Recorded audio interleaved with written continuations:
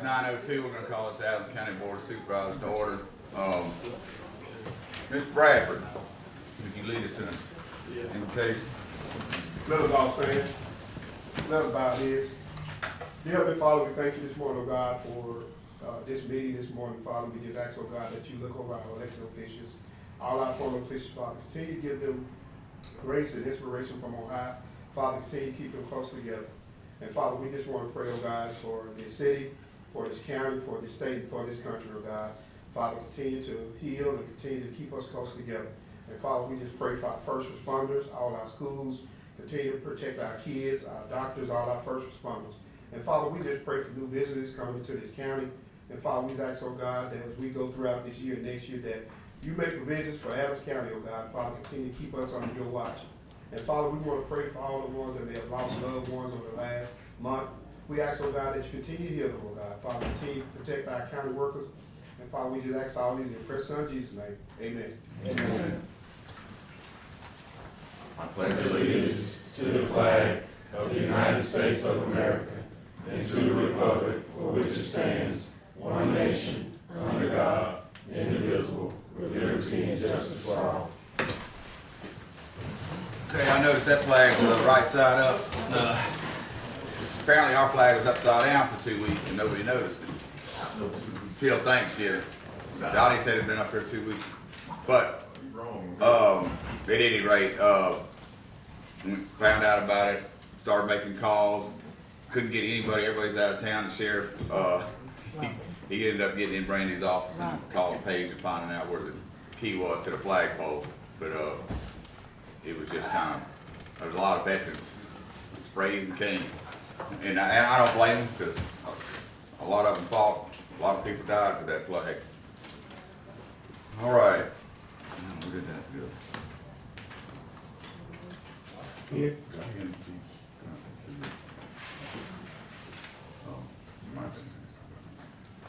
All right, I need a motion to approve the minutes. Oh, you want roll call? Yes, Mr. Gray. Here. Ms. Hutchins. Here. Mr. Gaines. Here. Mr. Middleton. Present. Ms. Dean. Present. I'm sorry. I'm present. You're present. Mr. Slover. Here. Ms. Washington and I'm here, most of them.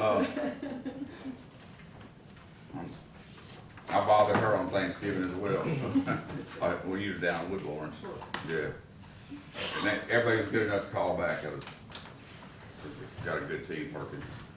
All right, I need a motion for approval of the minutes for November 24th.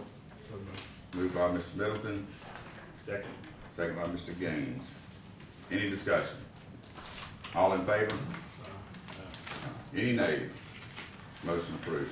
Need a motion to approve the dockets. So moved. Moved by Mr. Gaines. Second. Second by Mr. Middleton. Any discussion? Mr. President, Scott, I didn't know, is what James Johnson called about, is that a part of our document? Is that on this docket, payment to the city?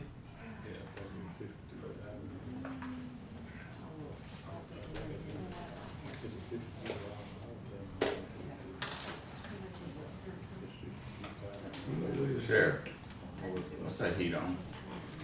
Oh, that's for a fact. Anybody else hot in here? Yes. Turn it down some. Scott, should it be on this document? It is, it's here. It's on there. Oh, you got it. Yes, All it right. should be. All right, any more discussion? All in favor? Aye. Any nays? Motion approved. I need approval of monthly financial reports for Adams County Sheriff's Office, Chancery Clerk, and Purchasing Support.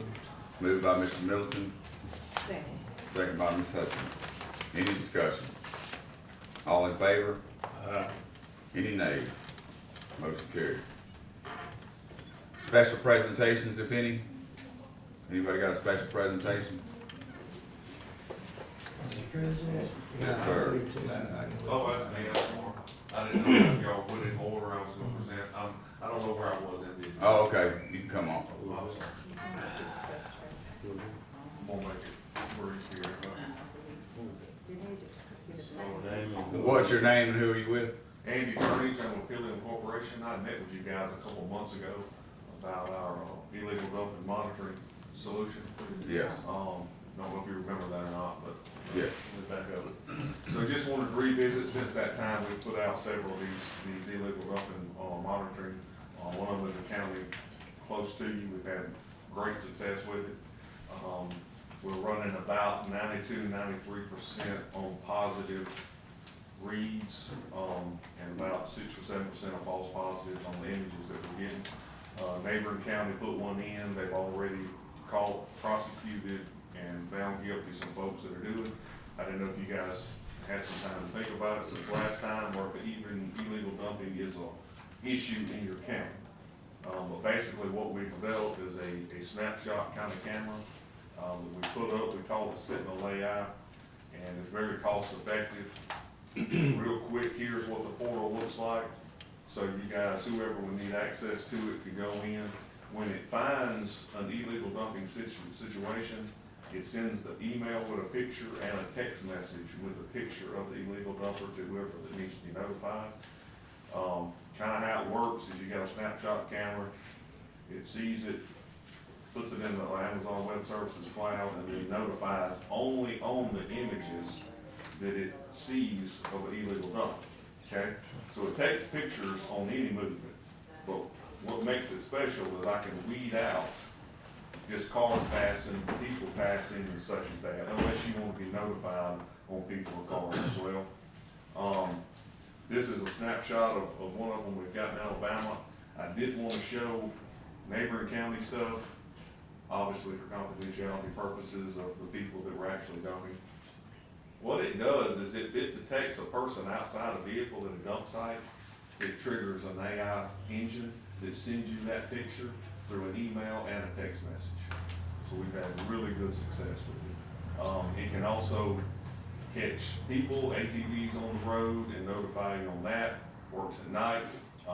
We have some surveillance applications. If you have places you want to just monitor, if you have folks in there where they're not supposed to be, you can schedule the time that it notifies you. So if it's after business hours, say 7 p.m. to 5 a.m., and it detects a person, it's gonna take that picture and send it to you real time. So you get that notification within a minute or two of that event happening, which allows you to respond a little bit faster. If you have vehicles in an area you wanna monitor, we key out vehicles and ATVs. We've got some community colleges and other places, especially down in Florida, believe it or not, that they wanna know when an ATV hits the roadway, and they dispatch somebody over there to go handle the situation. I know we're Mississippi in my county as well, may not be that big of an issue, with everybody last forward on the road, but if you have a specific need for that, we can do that. It gives you some, it'll read a plate, but it does not run it through NCIC or anything like that. It just gives you a picture of the plate, good clear picture of that. So we can do person, animals. Site profiling, in other words, I can go back and I can see when that site is most active. So if I need to request extra patrol in that area, then it'll give you the days and the times that it captures those events. Just some more pictures there. On the back end, it's a solar powered camera. It's a high-end Reconics. So basically, we set it up on a pole with a solar panel on it, we'll let it rip, and then you get notified. That's some installations that we've done there.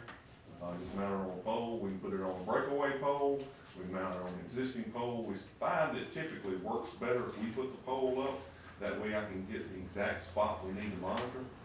We can also do a little more hardened installation as well.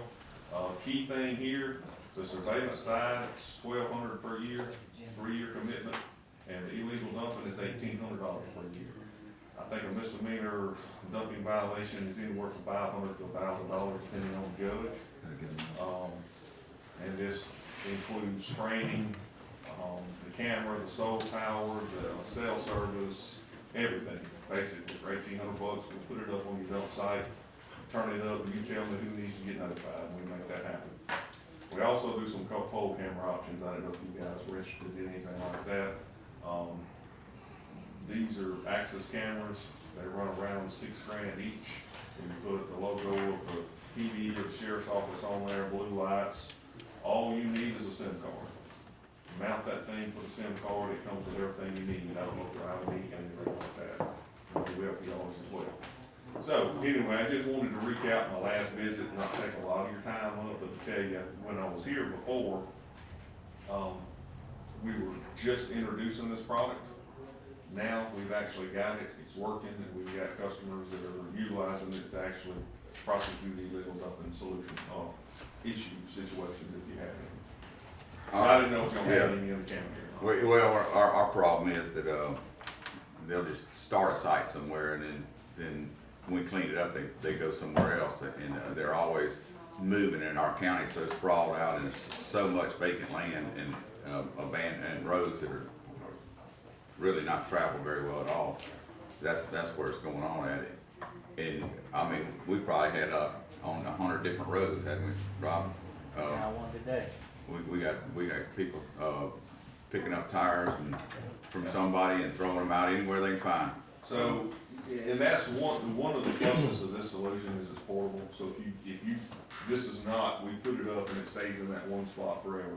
If you get it cleaned up and it pops up across the county, you can move this software over there and set up on that one. So very How portable. much does it cost to move it? It just depends on, if you guys wanna move it, obviously nothing. I can train your guys, whoever road crew, to put this thing up, how to do it. If we come out and do it, it'd be a minimal charge to it. I mean, not that much, it's just the time to come do it.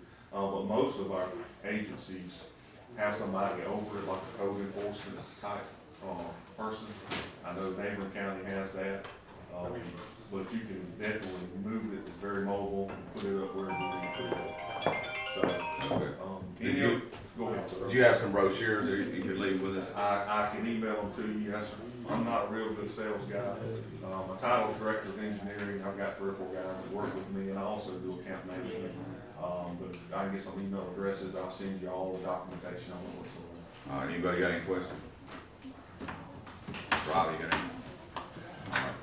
If a pole had to be set, what's the price on that? Usually, time and materials, the poles, we put a 4x4 up. It depends on how good you want it to look. I put a 4x4 up, I mean, we just put the pole up. If you wanna get one of these guys and try it out, you tell me where you want it and I'm gonna put it up for you. Try it for 30 days, you don't like it, you don't work, we'll come get it and move it. But typically, probably $300 or $400, get a guy out here. My guys have to come put it up. We've got breakaway poles where you drive a stake in the ground and put the metal pole up there, or we can get a 4x4, especially if it's a rural county road, put a 4x4 up and it's not that expensive. If you guys want one, I'll put the pole up and we'll mount the thing and at no charge and let you see how it works. Rob, you got any ideas where you'd like to put something like that? Yeah, I do. Off the, Huh? not on camera. I don't care. Yeah. Yeah, As far as theft, if somebody steals your camera, whatever, the county's liable for that. for the replacement of the camera, yes, sir, I can't cover, that. So far, we've not had to, believe it or not, we've not had that happen. So it's mounted about 12, 13 feet up on this pole. So you're gonna have to have a ladder and spend They some could, time to get it off. Chain- Cut Chainsaw. the tree down. They can. So we cover any malfunction on the camera for the life of it. If it quits working, I'll replace it. Obviously, somebody, puts 30-06 round through it, can't cover that, but anything, if it just stops working, we'll cover it. I'm telling you, we've got probably 20 of these things up in Alabama. Several in Mississippi, and the neighbor county got one up, and I've had people walk up and look at it, get their picture taken, and then come right back and go, it's in plain view. If they, Can't explain. if they do take the pole down and cut the tree down and take the camera, can you find the camera? It has some GPS capability, yes, sir, but if it's not powered on, no. Are you reading it real time? GPS, Yeah. It Like if provides- they walk up to it and start, is it gonna detect them doing that? oh, yes, sir. And it'll already be You documented somewhere? will- Absolutely, so we keep 30 days worth of pictures, okay? So if that truck pulls up or a vehicle pulls up, somebody gets outside of that vehicle, it's gonna take a series of 3 pictures, small delay, and it's gonna keep taking pictures the whole time until they leave. So we probably got about 5,000 pictures on the one in the neighbor county. But I've got about 290 active dumping situation pictures. So the beauty behind it is, for instance, I don't know if y'all know you got bears in neighbor county, but I got a picture of a bear, deer, people driving in and out, picture, takes 3 pictures every time it goes off. All right, but you don't get notified on all that. You only get notified on the ones where it's a vehicle and somebody outside that vehicle. Okay, and you're gonna get notified on that. So yes, sir, if you see if it's anybody outside that vehicle, it goes straight to the cloud and you get notified real time. It's not like it's the next day. And you can send that to whoever you want. I can text message it or email it to whoever. And if you want to respond then, you respond then. You got vehicle, person description. If it's early in the morning, later in the evenings, I'm getting really good tag clarity. I found at night with a single camera, it depends on how big the site is. That infrared will actually wash out that tag. That's the only thing that we talked about, actually putting a second tag reader up on the pole. But we've had good success of identifying them even when the tag was washed out. But if it's black dark and it's got tag lights, it washes the tag, but you get a real clear picture of who it is doing the dumping. All right, you don't mind getting with Robbie and y'all work something out and we'll see how that works. All right. I got a question. The proof's gonna be in It works. your results, yes. It works. So, when somebody actually, dumping, you say y'all recording it? It takes snapshot pictures. So for instance, I have a truck pull up, see the guy getting out, see the trash on the back, and it's 3, every time it goes off, it's 3 pictures. So I literally got him, and the bag's coming out of the hands. And So, my question is, y'all don't have nobody monitoring the cameras, so y'all can make a call to somebody where they can get out there and actually catch them? So the monitoring is handled by you guys. So whoever you determine will get, as soon as that camera triggers on that event, it sends an email and a text message to your local people. Hey, I got a dumping event on this camera at this area. Okay. So you guys will real time know it, yes, sir. It doesn't come straight to us now. I go in and just check, make sure things are flowing and everything's working. We keep check on the cameras, in other words. But any events that happen, if you're the contact, boom, you're gonna get them. Maybe 2 in the morning, maybe middle of the day. I've had folks pull up at middle of the day at lunchtime and the cameras in plain view and dump. And guess what? They got found guilty.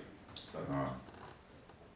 any other questions? I like the idea, you give us a trial. Yes, sir. I got a question. Those cameras that you're talking about putting up, are they stationary or motion, or are they mobile, like a pan, zoom? So this illegal dumping and the surveillance or stationary snapshot cameras. Now, I'm talking about the zoom. the video ones, oh yes, sir, you got a 360 pan tilt zoom, and I got a fixed camera. There's 2 models. Let me scroll down right quick here and I'll show it to you. I'm sorry, gentlemen. Oh, there we go. So we got 2 models there. The one on the side is a stationary camera, and the one on the bottom is a 360 pan tilt zoom. I've got 5 of these in Brookhaven.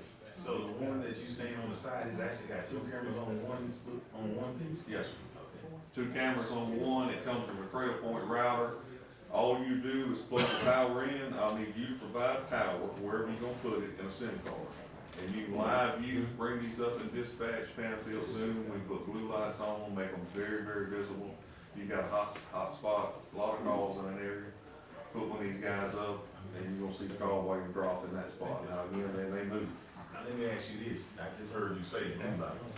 If you put blue lights on, have you seen a drop because of blue lights, or people still doing it anyway? You will be amazed most of the time on these particular cameras, and you're talking about a little bit more criminal activity. You see most of the time where we put these, you see the calls drop off, boom. Because it's very visible, we make it visible. And it streams to the cloud and it's got an internal SD card on it. You can pull those up at any time and live view it, keep them up on screen and live view. But yes, sir, where we put those out very visible with blue lights, yes, sir, we've seen a big drop in that area. They move down the street, you know, but that spot, they tend to shy away. And you know, guys, you think about, they get destroyed a lot, and they just don't. You know, I'm kind of surprised at that myself. Been in law enforcement 10 years, we do all sorts of cameras. I'm the one that's responded to some of the calls for the last 10 years, and just the effect of a blue light in an area, you'll be amazed at what that does. But now the other ones, the snapshot cameras, they don't have any lights on them. They're perfectly visible, but you don't have any lights on them. Any other questions, Jerry? Yes. Now, these are the ones you say also run off of solar power, if you don't have power that you can hardwire to? The illegal dumping ones, the snapshot cameras, yes, sir, they run off solar, like that. Now, these right here, a little more advanced cameras, we're gonna need 110. So if you've got, usually what happens, you get with a power company, most of the time, they don't charge you that much. If they charge you anything, and you plug in to the power, it just depends on your power company. And then you spin that bottom camera around, I can zoom in 150 yards and I can read a tag if you need to. And there's also recording capability. But what I found on these snapshot cameras, so if a car comes by, I'm still taking pictures. So if you've got it in a rural area and you have anything go on down that road, you can go back 30 days and you've got a picture of the vehicles that come in and out of there, especially if it's a dead end road. That's what I was gonna ask you though. Like with the 30 days, I get it on the pictures and videos, but does the information stay in that longer than 30 days? Like the tags that it's actually reading, or is that all inclusive in that 30-day period? So we do 30 days as a default. If you tell me you want more than that, we can do more than 30 days. Typically, it's 30 days as a kind of general rule. Now, on the tags on that snapshot, now that's not running it through NCIC. So it's not it doesn't, it reads the tag, but it doesn't compare it to a hot list. Now, we've got cameras that do that. I've got LPRs. I don't know if y'all have LPRs in the camera. We don't. I've got a very, I'm sorry, I don't have. Ms. Hutchins had a question. Now, I'm interested in cost. Yes. I know you got two different cameras. The cost of each camera, and then I know you said it's like $1,800 a year to the For the illegal. for the illegal dump. Right. So my thing is, how many cameras are we talking about?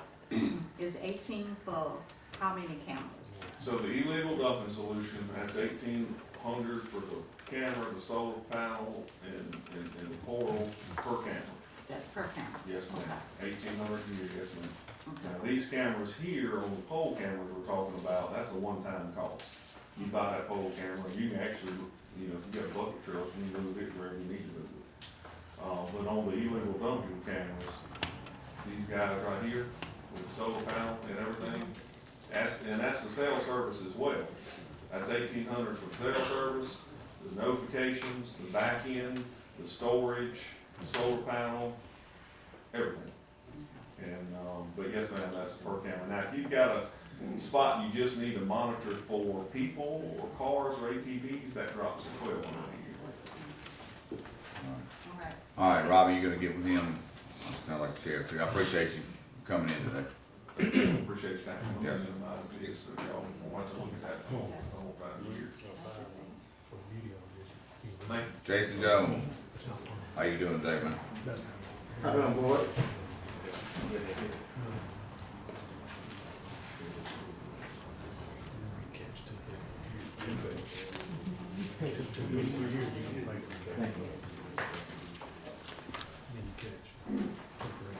Good morning, board. My name is Jason Jones, from the Extension Office. Today, I'm coming before y'all because Penny Rochelle, she's our current community resource development agent in Inspector Service. She's retiring at the end of this month, so as of beginning of January 1st, I'm going to be the only current extension agent in the county. Currently, I'm the county coordinator, the 4-H agent, also the ag agent. So MSU, I submitted a budget back at the end of, June. But, I just found out a couple of months ago she retiring, but, my supervisor was asking you all, if possible, could y'all, provide $10,000 for the new agent. The new agent they're planning on wanting to hire is a FCS agent. They deal with nutrition programs. They'll be doing school programs on healthy food education, diabetic prevention. Ms. Pena was doing more like disaster relief programs was dealing with farm service education for kids. But MSU had did a need assessment. We haven't had a current FCS agent in the county for over probably 18 years. It's definitely a need because, like I said, I'm gonna be the only agent in the county. I'm kind of not bombarded, but I don't have an FCS background. It's a definitely a need in the community to have somebody to teach these nutrition programs. I know it's after the budget, no money's tight, but most counties that have FCS agents do have, but they pay for most pay for maybe $10,000 of the salary, but I understand the money is tight, but we definitely will hopefully y'all approve this because it's definitely a need to have somebody. Because like I was saying, if it don't get approved, myself being the only agent, I'm right now I'm covering all the master gardeners, all the ad programs, and all the 4-H, so it kind of be a burden to me. Trying to do everything in the county, you know. MSU Gold, out of 82 county, they trying to get at least 1-2 agents in every county. I think right now we had a meeting this morning. I think out of 82 counties, they held maybe 10 counties are only one agent, but they trying to at least get 2 agents in every county. So I'm just coming before y'all and hope y'all would approve to pay this $10,000 partial of this person's salary coming on. But I think the salary may be $40,000 to $50,000 annually. For the new agent, we only asking y'all to pay $10,000 annual salary if possible. Okay, Scott, have you looked at that? And I need to talk to Stephanie as well. Just saw the order. Stephanie, go ahead. Mr. Jason, had a question. You said the person's retiring, so are you going to replace that person, and this is additional on top of that? That Ms. Penny position with CRD, they no longer want that position, so it's not going to be continuing to be a whole new position. So basically, her CRD position, it was apparently before I came being the coordinator, it was getting paid all through the state, but I'm not sure the funding ran out, so the new position, they're looking for the county to pay that $10,000 or the $40,000 to $50,000 annually of their salary. So it can be just one new agent hired for the county. So if that person get hired, it'll be me and the other person. You all currently are paying part of my salary and my secretary's salary, but the new person, y'all want to be required to pay $10,000 out of maybe $50,000 of the new person's salary.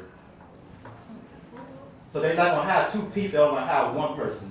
So Ms. Penny, CRD position will be eliminated. Have we been paying any of hers? No, sir. No, they never paid it. Yeah, I honestly, I was meant to come to the lab board meeting, something came up, but I just given this information 3 weeks ago about, they asked you all to pay a portion of the salary. I said, I've been submitted a budget back at the end of June, but it just came to me a couple of weeks ago from, my bosses from MSU. So, it's not in the budget.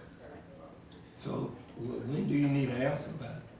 Well, they were hoping by the advertising position by January, and the earliest hire this person by March. But you know, if I need more information, I can give to them. But they were trying to push this as fast as they can because it's definitely needed. Because like I said, you got people that kind of already asking some of the programs this people were doing. Who gonna? I guess maybe the homemade club. They already asking who's gonna look over them. Like I said, right now, after he leave, I want to be the only that kind of do all these programs, kind of a lot. Is there any way we could take this under advisement till we find out where we're gonna get the funding from? Certainly. Yeah. Okay. Yeah, And the time to ask for money is back in July. Yeah, I understand. Just like MSU, they don't change their budget mid-season, you know, so Yeah, it makes understand. it more difficult for us. I understand. so, we'll. All right, that's what we'll do, we'll just take it in advisement for now. Well, thank you, I All right, appreciate so it. thank you. Yes, sir. All right. City government business, any, do we have any city government business done? All right. Go to departmental report. Good morning, board. Come on. And that's Davis with Adams County E911 dispatch.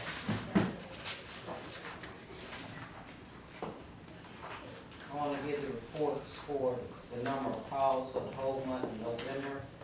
And it's going to be November 1st through the 30th. Adams County SO had 475. Natchez PD had 1,102. Fire Department had 31. Also, at the last meeting, I discussed that while I was moving in our building, they turned over the 233 budget to me to go through and see what I could cut and what I couldn't. I request to do away with the Renaissance, which is the easy method, because that's something that we don't use. But however, you always wait to see about Brad because he's connected to a GIS person. Also, going through this budget, I see some things that's coming out of the 911 fund that shouldn't be coming out of it.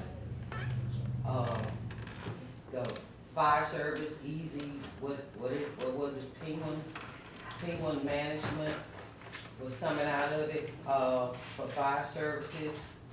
And I see that 3 people budget is being paid out of it. It's a lot of stuff that was coming out of the 911 funds. The phone bill got to be $10,000 and $8,000 here lately for some reason. I don't understand that. But we had to call the phone, AT&T, to try to get that bill down as well and see if they could refund us some of our money back. So I filed a dispute against that one. We're working on trying to go with a different method to keep the bill down on that. So moving forward without rebuilding, and we're gonna have to take over the bills for to be paid out of the 911 phone, moving a new building. I'm asking the board to disconnect the 911 funds from the emergency management to put in the E911 fund.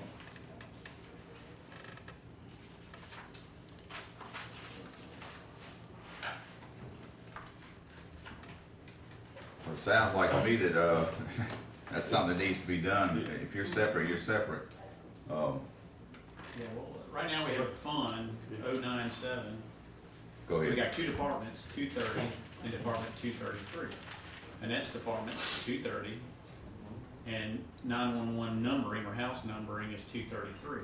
So they're all under the same fund, but they're separated into 2 different departments. Yeah. And 911 just runs at a deficiency beyond what we get from 911 funds, but we don't have excess. We have an advisory board. Have we talked, it might be something that if you want to do things like this, you present to the advisory board about cutting expenses or whatever. That's, bringing recommendations to the board for that. Let me say this. For the consolidation, well, we had one person over both departments.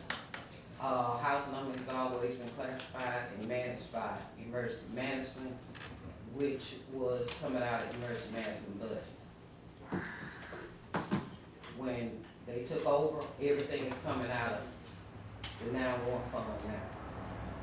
So all I'm asking is to separate it because 911 funds is for the telecommunicator and equipment and stuff they need to help manage.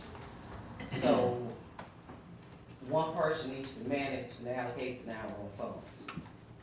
What bills will come out of it, and if anybody know what we need to function properly, I should know because I'm in dispatch. Some of this stuff we don't need. So I'm just presenting it for you all now so we can get it straight for when we do move. Yes, go ahead, Ms. Gaines.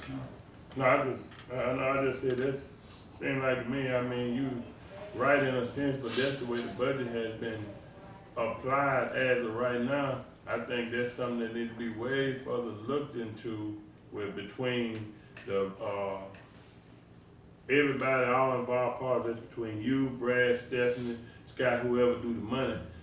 before we make a decision like that. I'm not saying, I support you saying your bills is right, but I know our budget from listening at the county administrator, that it's budgeted like that, they got a budget there, and that'll be a huge mistake in the middle of the budget just to take it out right now. So it is something that we can, what y'all need to sit down between y'all and have a clear explanation to, when y'all do it, what you do it, because if you cut it right now, then I think that's gonna cut, some people, and it's gonna cause more problems right now. So in the future, not just me as one, I think y'all need to have a real serious conversation and then bring that back so we can have better information, before we make that decision. Did they ever I yield the respond floor, Mr. President. to the phone thing? Has that ever been responded to? No, they're gonna do it on the state, he said they're gonna do it on the state. Yeah, they said they were gonna send a respond to us He's last waiting for month. the dispute, he's waiting for the, results of the dispute that he did file to try to get us a refund or reimbursement back. And then he's moving forward with trying to get a cheaper plan for us. They said they were gonna respond last Monday. I haven't been through all my emails. Did you get anything? No, I haven't gotten And any. if there's a price that's cheaper than state contract, we don't have to use the state contract. Yeah, that's true. I don't know, they gave us a really cheap rate and then they reneged on it. I know. Well, they were saying that the person that offers, that made that offer. Yeah, it's not charging enough money is what they said. We need to do what Texas and Florida are doing, it sounds like. Ms. Stephanie, did you have something? Basically, I wanted to, piggyback off of Supervisor Gaines and Attorney Sawyer. I did get with Annette, this is gonna require Bradford, her, myself, all of us to sit down because there are, there's a board, there's some ordinances that explains the reason why the stuff is, the way that the budget is, set up. So, like Scott said, there is a 230 and a 233, it's the same fund, but it's different departments. But it is gonna require us to sit down and go bill by bill, line by line to see if there's any way that we can, do some cost savings or anything like that. But it's gonna take, the input from Mr. Bradford to, get with Ms. Annette to do that. Well, it's to me, it's like, if somebody else is taking money out of Robbie's budget, Robbie ain't gonna be upset about it. Okay, if she's got a certain budget, and somebody's paying something else out of her budget, it doesn't make much sense to me.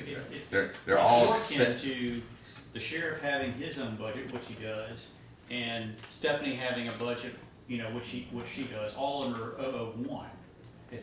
So they're broken out by departments. Mhm. So it's not like the sheriff's coming to Robbie's budget and spending it. She has her control over 230 expenditures. It's the 233 expenditures we need to make sure aren't, shouldn't be in 230 versus 233 or whatever. And if they're in 233, that's under the Brad's department. So we have lots of different departments within one fund. That's just accounting thing, Yeah. purposes. Mr. President, Yes. I don't know if you had time to do this, but I asked that, you check other places and see how they, E911 is set up and what's coming out of those budgets. Are they doing both out of one budget, or they just got their own separate budget? Cause you got 81 counties and you got Adams County. We tend to do things different from all other counties. That don't make it right. So could you just check? I can't speak for my previous county that I used to work for. We had, the dispatching that came out the sheriff's department, it wasn't under E911. So there are different structures. But like I say, it's some old ordinance back in Ms. Brenda Lewis's office that I need to check on. That had some breakdown of reason why Adams County did the way they did it, but I just need to do a little bit more research on it. But this is gonna take a little bit of time to do that. Mr. President, Sheriff, before they consolidated, you did have some of it coming out of your budget, right? 3 or 4 dispatchers? Oh, yeah, I had, everything was under mine, as long as it went as far as the pay for the dispatch. Okay, once they consolidated, then they did something different. The interlocal agreement. All right. Mr. Bradford? He'll be coming up in a minute. Okay. Did you have anything else, Mr. Neville? We're gonna have to look into this, or y'all are gonna have to get together with the 911 board Yeah. and try to scratch that out. Okay, thank you. Good morning, board. Before you finish, the motion we made about the raises was pending the county administrator look into it. So everything's straight with all that? Okay, so previously, Ms. Annette, she had approximately 15 employees that she was allotted. She has agreed to, go down to 12 and not replace, the people that have previously left. We She should also try to agreed. get up back in here. Yeah, we need. Mr. Nag, you still here? Whoever sits down, pass me. Yeah.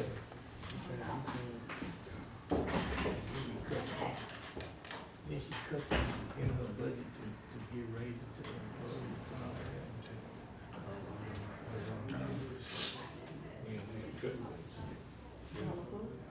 that. Mr. Sam, you wanna go ahead while we wait on?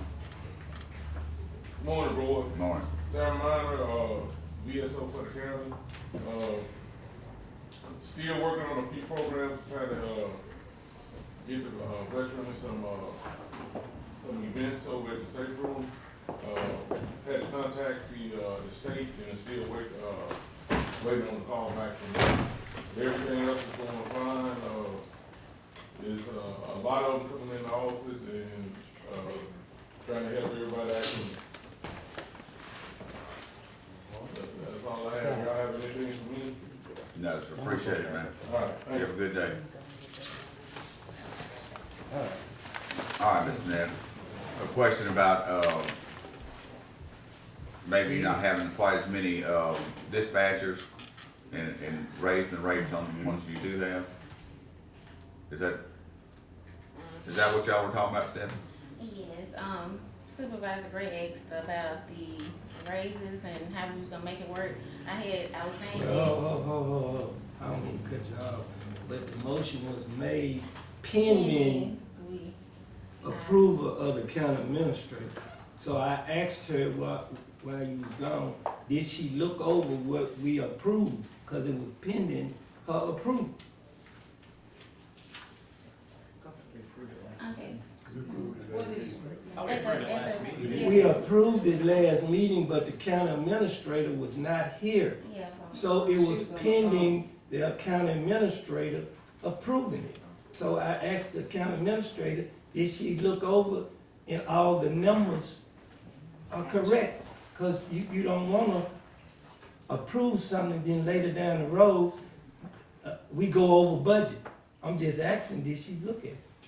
okay, well, on that part, before we even brought it before the board, I sat down with Scott and Stephanie. We went over everything. I lost one employee. We decided we was not gonna replace that employee. Plus, I should have money built up where they was paying for 15 dispatchers, and I only had 12. I understand what you saying. I just asked her the Oh, yeah. question, did she look at it and make sure that it's correct? Oh, it's That- in the budget. Okay, so before the November 18th meeting, again, Scott and Miss Annette and myself did meet. She did say that she was going to restructure her scheduling so that she can keep an eye on her overtime, because she's only allotted for that 433,888, and she has to make sure she stays under that. So she did mention that she did get with the telephone company, because they were having some bills that were like maybe $6,000 and $10,000 a month. So she was trying there back in 2022. I think it was AT&T. They had tried to push people going to Bluetooth phones instead of getting rid of all the landline phones. But I know we did speak with Mr. Bradford. We may need to maintain like maybe one or two of the landline phones, just so to have a backup, so we won't have any interruptions in the E911 service in case that does not work.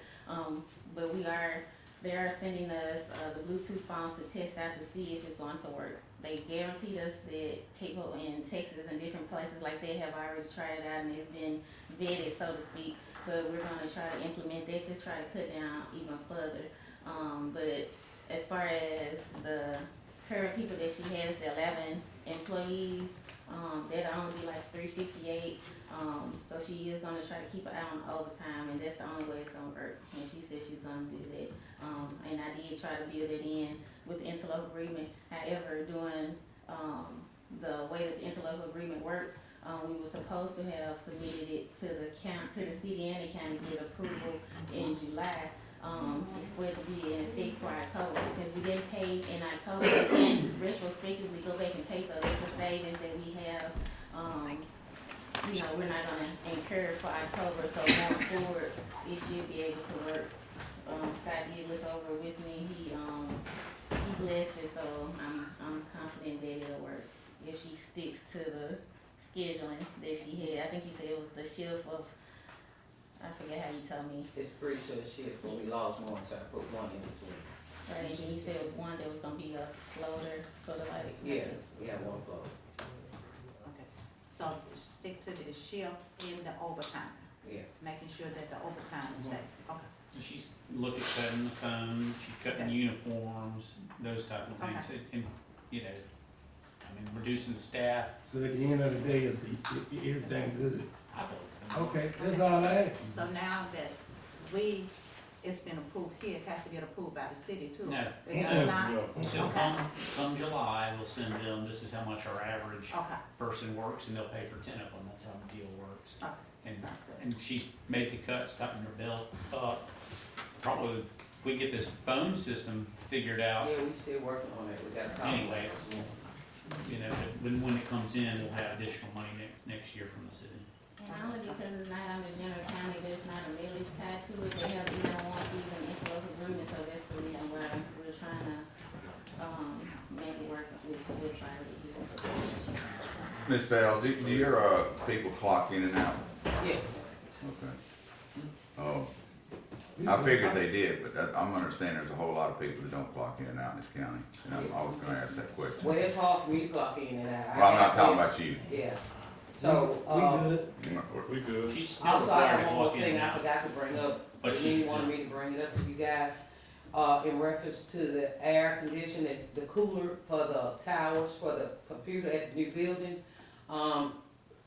We decided to go with a cheaper route, instead of getting a 3-ton air conditioner. Thor came out and gave a price of putting in a splitter. Mini split. A mini split, which would be cheaper, that, we wanted to spread across the minutes to see if we get approved for them to do a splitter instead. It was under 5,000, it was 2,500. 2,500. So did we need that across the minutes, Scott? Tell you what now? The mini split, $2,500, does she need a motion for us to put that in, mini split air conditioner for the towers to cool the computers? Within the budget or not. Yeah, all those items that she had brought us a proposal to move, those would be unbudgeted items. Yes, you need to approve all of that. Okay. I need a So motion. moved. Are you approving her entire list of stuff to do, or just approve the? That's all she's asking for today. It's is- already Well, approved. We need all of it to be done to get it Well, at moved. the last meeting, they said we was gonna discuss it at this meeting and see what we can get the money from to move forward with the building. Because as I stated, our equipment is failing. We had Jackson Communication to come down to try to patch it and get it back up, but they said to go down again, they can't bring it back up. So it was supposed to Okay, how be much? from last meeting to this meeting to vote on. What was the total? He has How much? 400. Well, How much was the total thing? The equipment's different than the, Equipment and all, it was like 600,000. everything is. It was like If you take out the, 600,000. if you take out the equipment, the line item she needed to move, and then you lease purchase the equipment, which is traditionally how you pay for that type of equipment, was what I was talking over them. And Mr. President, my question is this, Stephanie, are you familiar with this? Have you checked this for our budget and how we gonna pay for it or what's like that, or where it's gonna come from? I know it's not budget it's not budgeted, where we gonna get it, the money from to pay for The it? only thing I saw was maybe possibly if y'all wanted to agree to do ARPA funding to do How those much purchases. ARPA funding you got? That's what I'm saying, You I just, need to asked figure about the ARPA fund. Yeah, I think we're gonna have to take it out. This is guy pad today anyway. We're gonna have to figure out what we're gonna do with the ARPA money. So that'll be a My starting point. So I know, so my question to you, is I know we got a lot of things we get obligated for ARPA funds. With all that, what's the balance on our ARPA It's funds? 1.4 million. Yeah. She sent out a email to all of us. I read it might have Do you have it with you? Just one fund.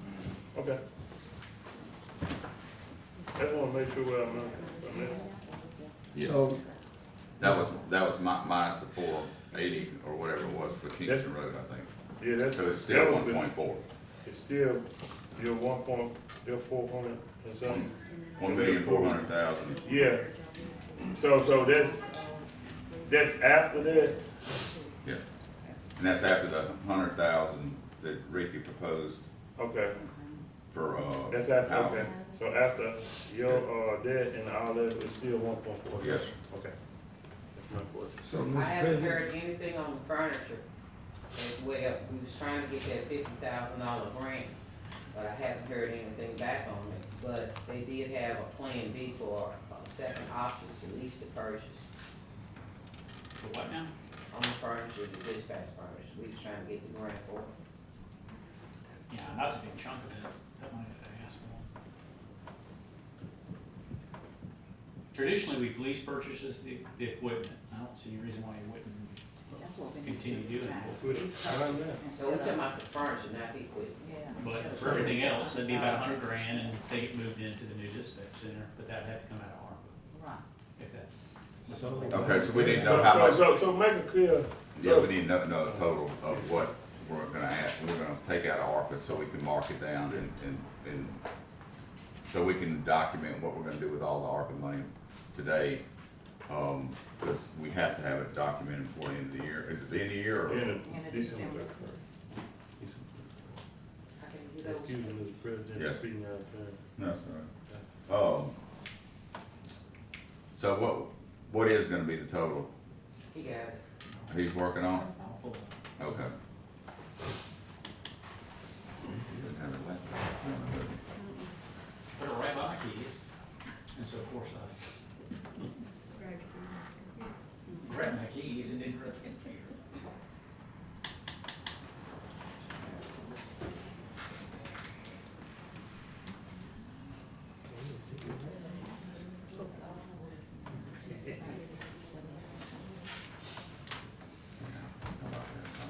Yeah, the only one we did.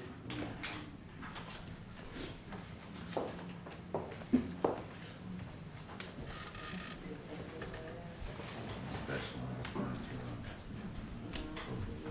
This panel, all signed. But it's because of specialized company.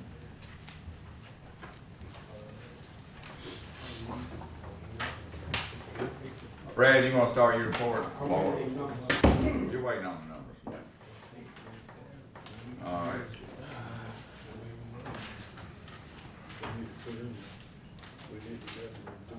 I'm gonna go and start going by the numbers, Brad Rapp, Adams County, ELA director, Go ahead.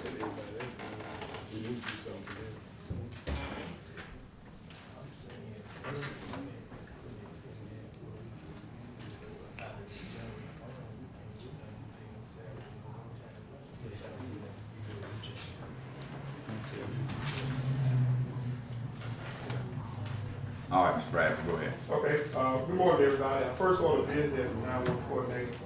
It is my job, I was hired to make sure that all the 911 functions work well in the counties.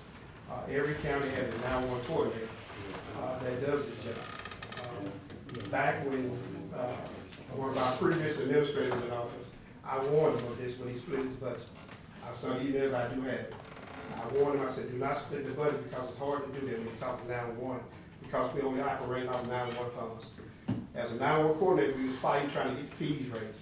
As everybody knows, The fees are based on determining laws that's probably 30 years old, with everybody having house phones. Everybody went away from house phones. So every year, our money decreased for us 911. We're trying to fight legislature now to try to get to every county. I think maybe 16 counties, excuse me, have asked the board, including this board, to raise the fees. I think we did that. So we can send it to the governor, send it to the state legislature, so we can fight with them to raise the money to put back in our dispatch centers. That failed. We're working on that again this time, so we better get money back to our 911 centers.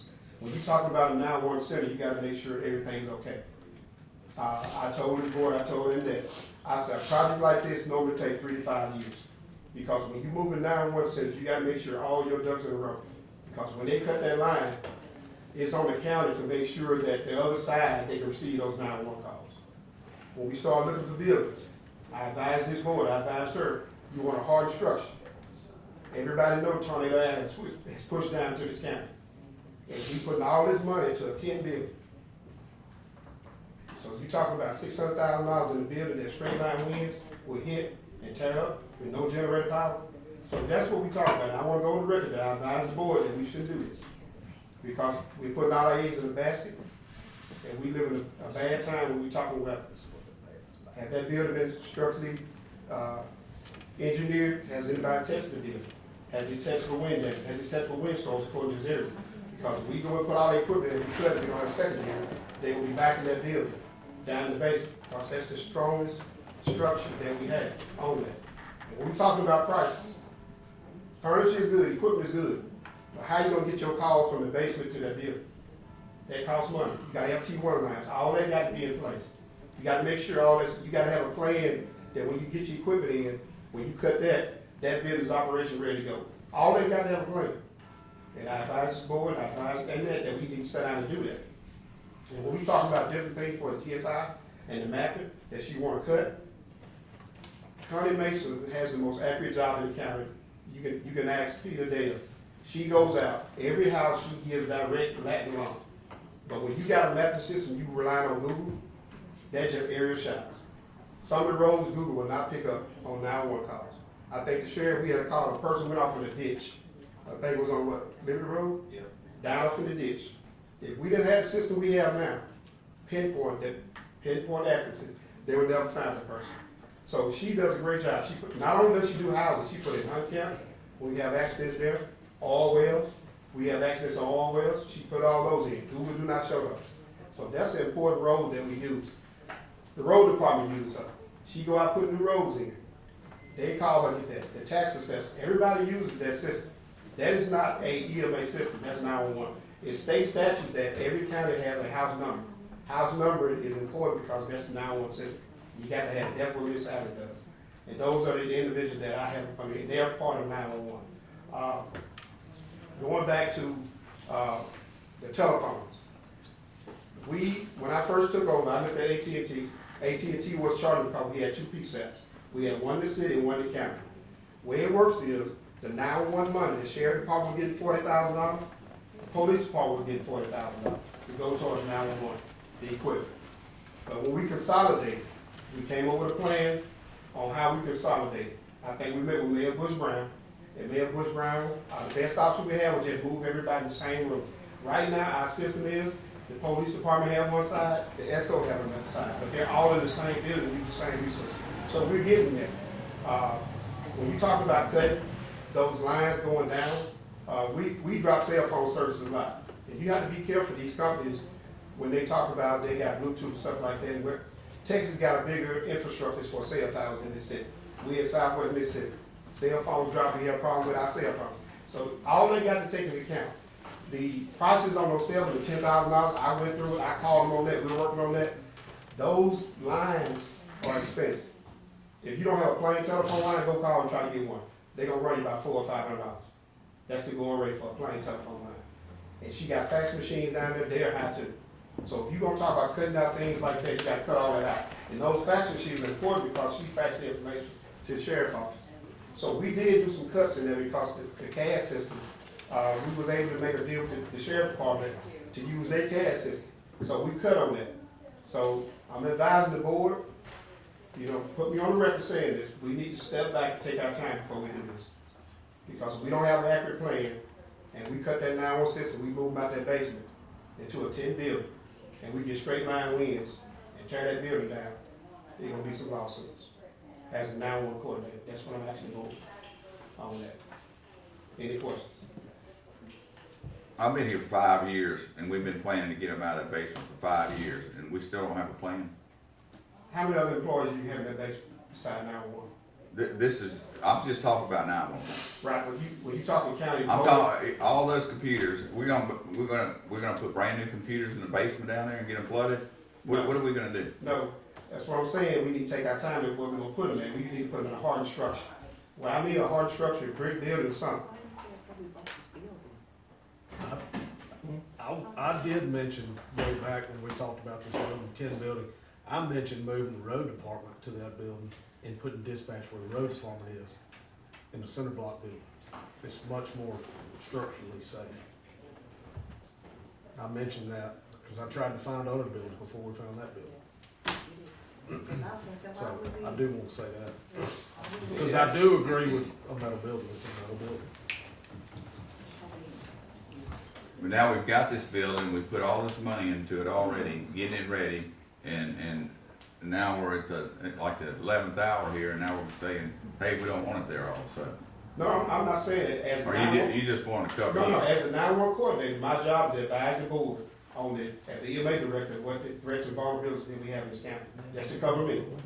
So I'm giving you my honest assessment of that, because, like I say, we will harden structure that building, or harden structure the building, because. This building's been condemned for 15 years already. Right, but my office is in there, and I have computer, I have everybody's in there. I have the tornado warning system down there. So I'm just saying that, you know, it's not just 911, it's everybody's in the building, because we're all county employees when you look at it.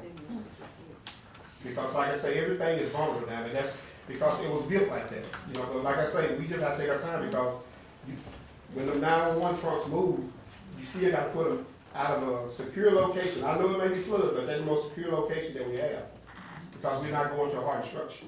We can't build $1 million building, so we're just like, this is what we have, and that's all we have. I don't know what else we can do. Yes, sir. Y'all form a committee between Annette, between EMA, and at least 2 supervisors to really sit down and look at this and make a decision on it. Cause it is what it is. Everybody's presenting some valid concerns, but we need y'all to be up to speed. Not saying y'all not, but y'all need to lay eyes and look at every aspect of what both of them saying, especially on the technical side. Because if they go down, we're gonna have to go on our backup system to try to hold the fort down, which ain't good. It's on this last, matter of fact, you can't fix anything on that. Anything, but it's still running, but it go. Ain't no fixing it, so. This is not a forever fix. It's mainly, we've been trying to get them out of that dungeon down there for years. And we need to get them out. We don't need to put brand new computers down there. I mean, you sent a video the other day. I think Annette sent one, water pouring out of the light fixtures again. It's just like. I'm not in disagreement with what they're saying about moving, but I mean, y'all have brought up some legitimate stuff. He's talking about the building, Annette talking about moving, and then you have Supervisor Wes Milton just moving the road department. We don't have to be I'm not trying to take anybody off. I'm just saying make a decision based on what you have from real-time knowledge of the situation. I'm saying, look at it. I ain't saying don't do nothing. Y'all need to call a special call meeting after you meet and do that. I don't know how y'all call the road department a hardened building. Oh, I'm It's got a metal roof on it too. Well, he talking about. I know, but I'm just saying, I've seen brick buildings get blown down a bunch of times in storms. They really don't have any strength. If it's not built for that specifically, if it's not hurricane proof or tornado proof, it's not gonna hold up. It's just. Y'all call. Y'all call. And you're supposed to be acting with the advisory board, they make these decisions and bring them to the board to be blessed. Well, and the advisory board, Yeah, they voted. they're voted for We the all went out there move, and so I don't looked at know. it. like I say, you're And at the we 11th put hour, money and now all of a sudden everybody's got all kinds of concerns, Yeah, they and should we're come already, up with we're already halfway through getting there. That's true. If there was a problem in Now- the building, they should have brought it up way back when they was talking about purchasing the building. What's funny Now about it we is, went in there Mr. and President. we put money in there and I've got equipment stuff in there. Now it, now. Mr. President. Go ahead, Mr. Curry. Everybody do have concerns, but at the end of the day, it need to be a little more communication. Cause I'm like you, we almost at the end of this thing, and now all of a sudden, this. I do believe everybody wanna do what's best for the county. And, at the end of the day, the advisory board, Brad, Sheriff, whoever, if they thought this wasn't a good idea, everybody should have been at the table talking about it, and we could have had a plan B instead of plan A. That's why we got an advisory board down there for the advise us. Is that not right, Scott? Right. And that's what they do? Right, because they're the ones that know. So we took their recommendation, because they got a representative from the sheriff department, a representative from the police department, a representative from AMR, and who else on that board? Fire chief. We got all the people down there, and this is their recommendation. So that's the reason we went along with it, because it was recommended by all the people that is on that board. And what Brad's bringing up is a worst case scenario. But if that kind of scenario hits, like the one that hit here 20 years ago or whatever, when Cathedral got hit, buildings were blown down, brick buildings were blown down downtown. I happened to be in that at the time, and broke all the windows out of my truck while I was in it. But that kind of storm doesn't happen very often, but you're just gonna you're pointing out worst case scenario, is that right? that's my job, is because like I Okay. say, I brought this up before, and I have the emails to prove it. It was one of my main concerns when we first, talked about, moving it, when we met with the city. I think we had, everybody met with the mayor and everybody brought it up. I did bring it up, that when we get a building, make sure it's feasible, make sure it's reasonable, make sure it can withstand enough, when we put it somewhere, make sure it don't get damaged on there. So I did bring that up. Now, with that being said, there's a lot of talk about building a new jail. Maybe it's gonna happen, maybe it's not. But if there's gonna be a complex, 911 would end up in it. This has always been a temporary deal to get them out of there, because that is not a good place for them. I don't know how she keeps any employees, to be honest with you. But at any rate, what else have you got, Mr. Brad? No, that's Oh, I'm sorry. I'm I sorry. got a question, Mr. President. So my question is this,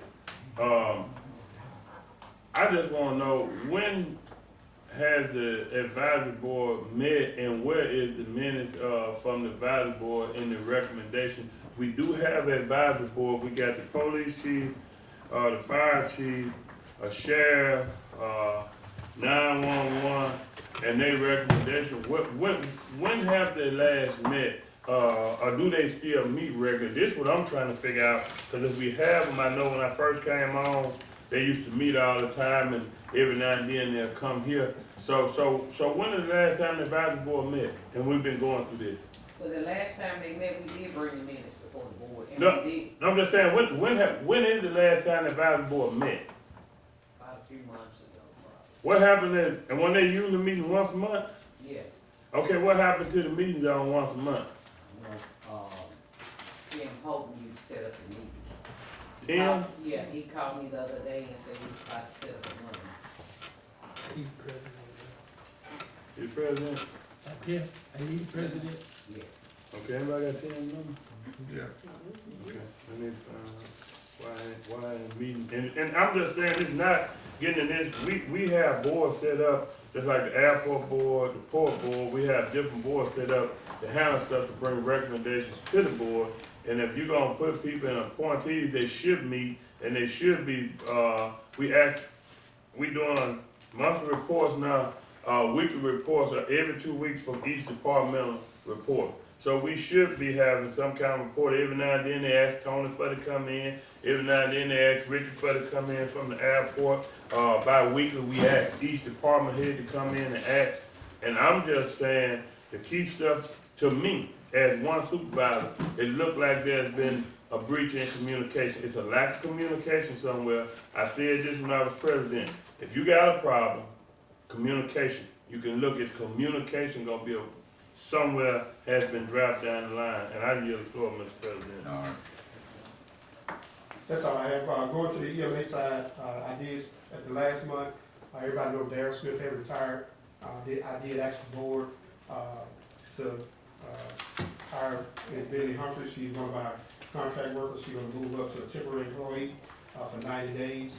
I did do the paper, President Wilson, you should have it in your packet. I do.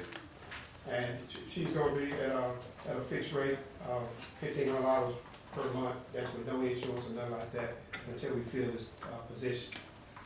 I had a question about that position, about whether we need a full-time employee there.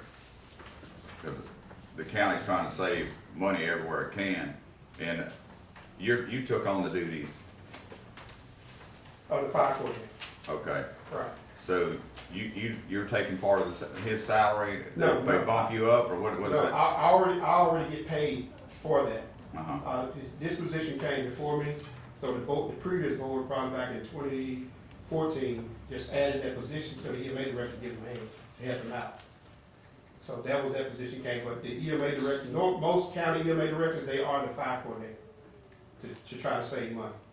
Okay. But I do get paid, I'm not asking for an increase, nothing like that, it's not about the money. So we can not hire a fire coordinator? No, But you're- I did talk to Stephanie, I wanna change that position to a operations guy, to help, because we have a safe room now. I can't run the EOC and the safe room at the same time. So what's that salary gonna be? It's like between 25 and 30, that's the max.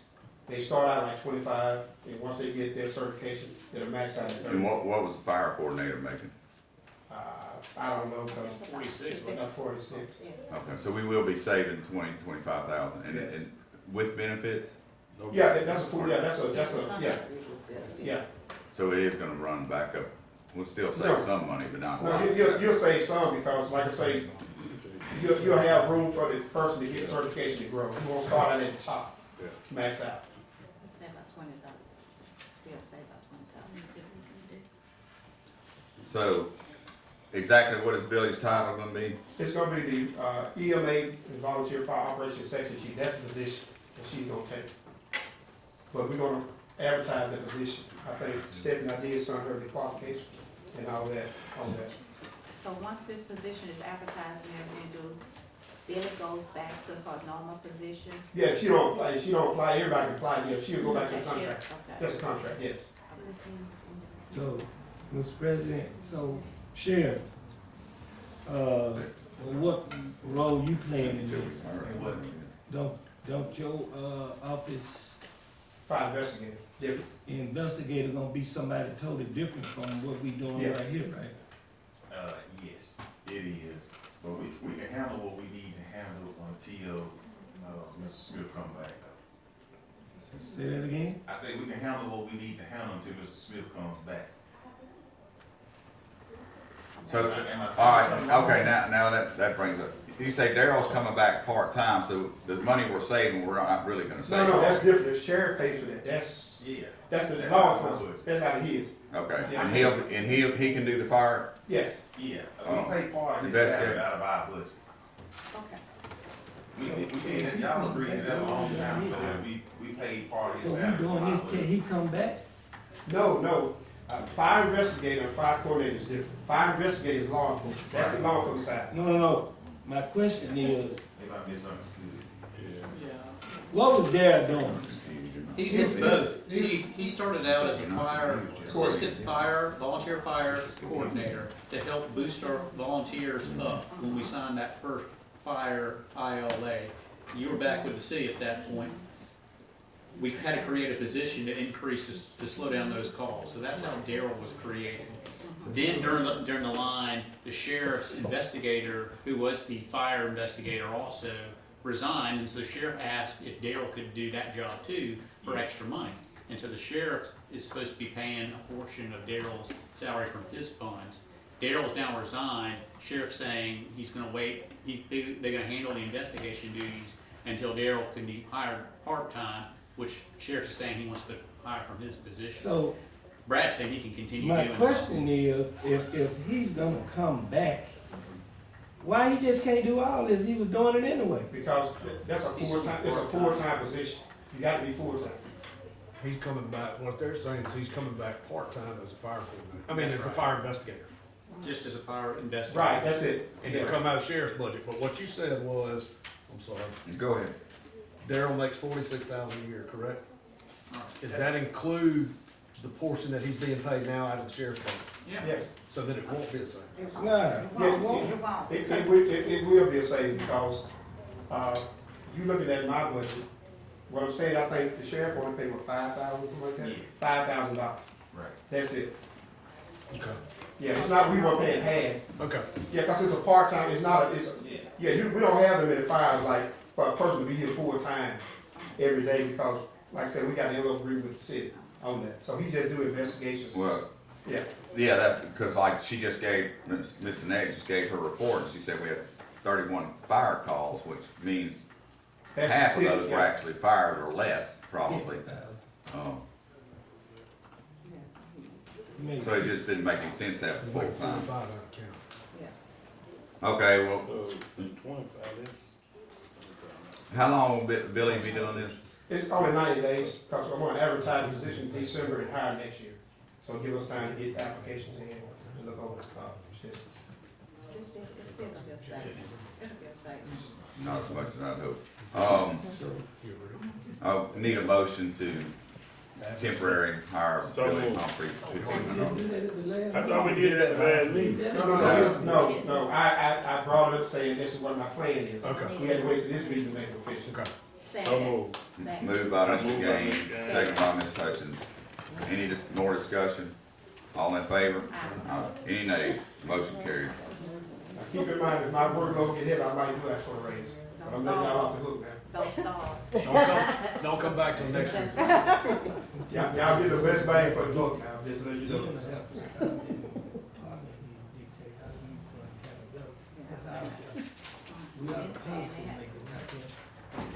Okay, do you have anything else, Ray? That's it, pending like for the move. Thank you. Thanks. Okay. All right, back to, Ms. Fales. I found the sheet. Did you look at it? Well, I found this. Excuse me. What is that?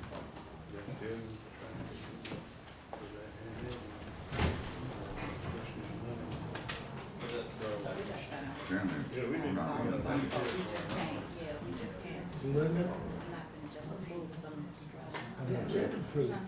What? Oh, no, that's the salary. Anybody else out there got a quick report while we're working through this other? You have never been quick in your life. Chandler, I don't even know why you raised your This one hand. is easy, I'm in and out, I promise. So, yeah, we got the obligation, yeah. Y'all already approved, in the docket earlier today, the $833,000, pay request from Woven. This is, just basically authorizing, President Wilson to sign the reimbursement, coming back from MDA. So, the total amount that we'll get back from MDA is $525,071.83. And it just requires that the board approve the pay request going to MDA and coming out of this grant fund. All right, need a motion. Moved by Ms. Hutchins, second by Mr. Gaines. Any discussion? All in favor? See? Any there. See there? motion carries. My apologies. That's money. It's a record. Yeah, That thanks. might be, that was 35 seconds since I got it. That's right. I mean, if you want me to talk some more, I'll do it. See y'all. Merry Christmas. Thank you. Yeah, that's right. Thank you. Good morning. Good morning. Lynette Smith, Southwest Mississippi County Development District. In reference to the capital loan application for the Morgantown Road, project, I did receive the CapRail, financial analysis worksheet from Ms. Stephanie. I do need, President Wilson's signature on the form in order to submit the application. Also, do I need approval for that, Paige?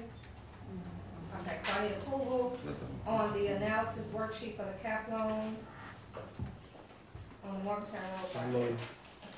Moved by Mr. Gray, Second. second by Mr. Gaines. Any discussion? All in favor? Any nays? Motion carries.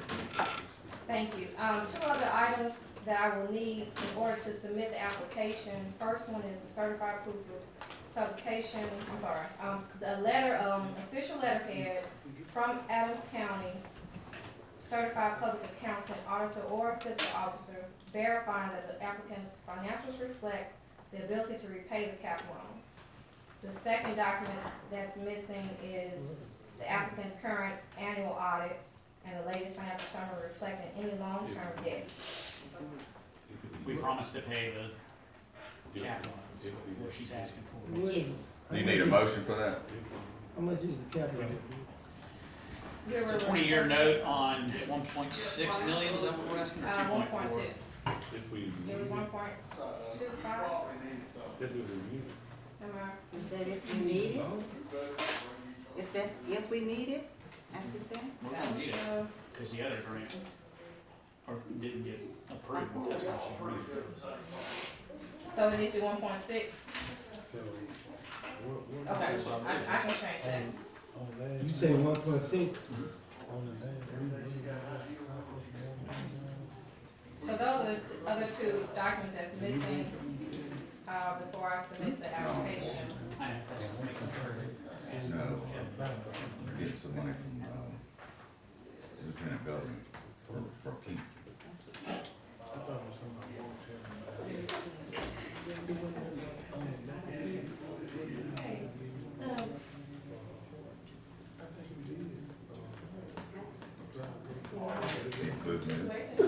No, I asked Scott to submit something to our legislators about all the money that they had that's right. in the state and asked for, some money for Morgantown Yeah. Road. That's what you That's talking what about. I'm talking about. Did you do that, Scott? We need a motion for that? This is like, we talked about this last time we brought it up, the MOU with the city, with Morgantown Road. Plan A was, I forget which grant it was, that we were gonna try to do, we applied for it.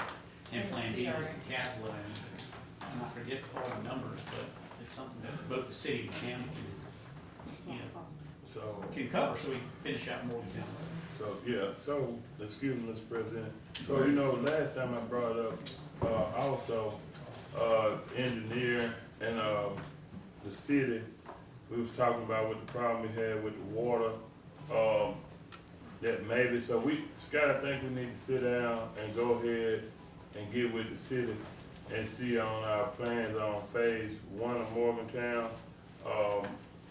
We was talking about maybe, allowing them, after we apply for the money, that we was he was gonna have a design where we can, go ahead and do existing, drainages, cause the main part, we have the main part fixed, do existing drainage and repave, am I correct? And I know we said that, so we need to let that option on the table. I know, we moving fast, and so we need to get with the city. And I'm pretty much sure that, the majority of the city's in favor of that, at least getting a design, so we'll use our money and it won't be quite as expensive. So I know I brought it to the board a while ago. So Scott, if you would, we'll get, I know it's during the holidays, but no later than the first of the year maybe, let's get together and let's all have a discussion, set up a meeting where we can talk about it, and that way they can get moving on, designing, and it might save us a lot of money, cause we do have that would save us a pile of money and still get the road fixed right. All right, Mr. President. Okay, do we need a motion to, we got the So motion, moved. and that was all the discussion? Yeah, we got the motion. Is that, we do have a motion on the floor? For the cap loan? It's on the floor. Now, we were just, Not for the we were second just, one. no, we You're were just just approving making a motion certification for that you we to can sign repay funds that we the borrowed. application moved. for her to submit. Okay, motion by I made a motion, and never got second. I second it. Mr. No, that's Gray, why I said motion it. by You Mr. said Gray. He ain't never recognized it. It's for the, For the letter and all that and all that. yeah, Yeah. make sure we get all that. That's what I'm on the floor. I second it. Motion by Mr. Gray, second by Mr. Gaines. Any more discussion? All in favor? Aye. Any nays? Motion carries. That's all I have. Right. While you're there, people called me and said the roof was leaking on that up Kingston Road. Were you aware of that? No, no one contacted me. Okay. And I think they tried to call the contractor. I don't know if they've been back out. They might already done it, but while you were here, I wondered. Which, do you remember? The Davis. Okay, I'm on it. Okay. Okay, got a Thank you. question? Mr. President, Yes. it was 68,000 a year and 40,000 from the city for that cap line. So, I mean, again, to complete that project, I know we can scrounge that up somewhere. So, that's why, and y'all previously had those numbers and that was approved, that was our fallback plan. A question to Ms. in this board. When will we start the other projects? Do we need to get another resolution for that, Scott, or anything to start those projects so we can go forward with what we have? Are you talking about the home? Home. I sent over a revised, basically order of appropriation that this board approved. You took the same one, and we gotta update a couple of things. Lynette, did you send, I think you sent me a couple of typos, maybe it was Yeah, it Alan, was. or maybe it was one of the three. But we approved it last meeting, and so we're just waiting for the final document to come out. Okay. Oh, go ahead. Wes had something for you. The grant you were applying for the locker rooms and restrooms for Liberty Park. There was a cap loan. I'm waiting on Mr. Bird to give me estimates. And he said he was gonna be approaching the board, with his agreement between you all for that. The reason I'm asking is what, if there's gonna be a match, that we need to mark some of that money in the ARPA funds for that. You know, cause we gotta mark it by the end of the month. Okay. About a day. Yeah. So that's why I was asking, if we need Yep. to mark that money. Mr. President, Yes. Ms. Smith, I wouldn't know what the match would be because I don't have estimates from Mr. Bird to know what the project cost would be. you can let me Can, know. Can you call him? Yeah, I mean, I've been reaching out to him. Last time I spoke to him, was November 13th, if I'm not mistaken. Well, if we can just get a roundabout figure that we can earmark that money for our match dollars. I agree, but I haven't gotten an estimate. I know, but if you could get him to give you Just give us something a guess. today, I'll try to call before we today. get out of here. Ms. Smith, Oh, okay. Ms. Smith, on the additional money for the, what we did, this board decided we gonna do it the same way. Okay, so, We'll get with you. okay. We're gonna roll the money that we have left over in our other accounts from the previous home deal into this other one. Okay, so Rick, you'll have 20,000, he'll have 30, and I'll have 23, I think. I'm sorry, Ricky. If you hadn't gambled on Dallas all this time, then we'd be in this situation. Okay. I bet it they lost, so I won. That's all I had. Thank you. Okay, back to Miss Annette. One thing I don't, Scott, it says possible lease purchase on the equipment. Okay, so do we know how, so we don't need to include that in the amount of money she's asking for, right? What about, Unless the board wants to do it, but. what about the furniture? Is it gonna be a lease purchase as well? She's supposed to be doing the grant on it. Okay, well, I see we got a 50,000 possible. We have to So- take that from the grant. If we make a motion to approve X amount of money for this, we'll say that if we get the grant, then it'll be reduced by 50,000. I don't think we got the, I thought the grant was declined, wasn't it? USDA grant is still, we're waiting on, some other item information from the Stephanie. It's still under review. Oh, okay. Yeah. It's I'm still under waiting- review, okay. Yes, I'm waiting on, documents from Ms. Stephanie. Huh? For the E911, you only sent the operating budget, I need the other, for the audit and, Oh, I got it. the financial.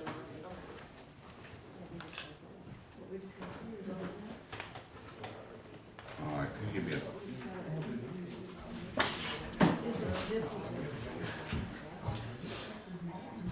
Yes, that was for the capital. The E911 is the USDA. can you give me a total on this without that? Just add all this together. No, thank you. Go ahead, Ms. Dean, while we're adding this up. Good morning, Price, purchase clerk for Adams County Board of Supervisors. I would like to spread the procurement card across the list for approval for October for United Mississippi Bank. Okay. Need a motion? Moved by Mr. Gray. Procurement card. Unanimous. Second by Mr. Gaines. Any discussion? All in favor? All in favor? Aye. Any nays? Motion carries. Okay, we're in the process of transitioning from United Mississippi Bank credit card to US Bank credit card. So we are at that point where we have a bill for October for UMB and we're gonna have one for, US Bank. So I have to spread across the minutes of procurement card, for approval for US Bank. So this is the final one for UMB, and we should be going over to US Bank. This was from DFA. Okay. Need a motion? So moved. Moved by Mr. Gray. Second by Mr. Gaines. Any discussion? What is the reason we transitioned from United to, That's what I was telling Paige when we were talking about it. We just received the email that they were, closing out the card. They gave us deadlines of September, DFA, and but they kind of explanation. And we had trainings and, which, Yeah, your Department of Finance controls your credit cards, that whatever they say, you I get. got you. Oh. How many people have credit cards? procurement, which I have one, and sheriff department has 2 travel cards. So that's 3. Oh. Who goes over those statements every month? I Okay. I go over the statements, do a spreadsheet, send it to, Paige. She presented to you all and shows all of everything that's being purchased, the total amount, where it's going. And, I give it to Janae to mail the check off for the payments every month. I just every other month on all my credit cards, I'll find stuff that's like bogus, you know, and I wonder if you find that on any years? I mean, just like bogus Because charges we where have- somebody No, hacked or, it has happened with the travel card for the sheriff department this year, we called it. The charge was on there when, Ms. Posey do not have any documentation to support it, then we question it. And that's how we found out it was, bogus. As far as on my end, I get all of the POs for everything that's purchased, so when I start matching it up, I go from the PO to the statement. If you have anything missing, then we question it. But I haven't had any for procurement, only for travel card for you. all right, any more discussion? All in favor? Aye. Any nays? Motion carried.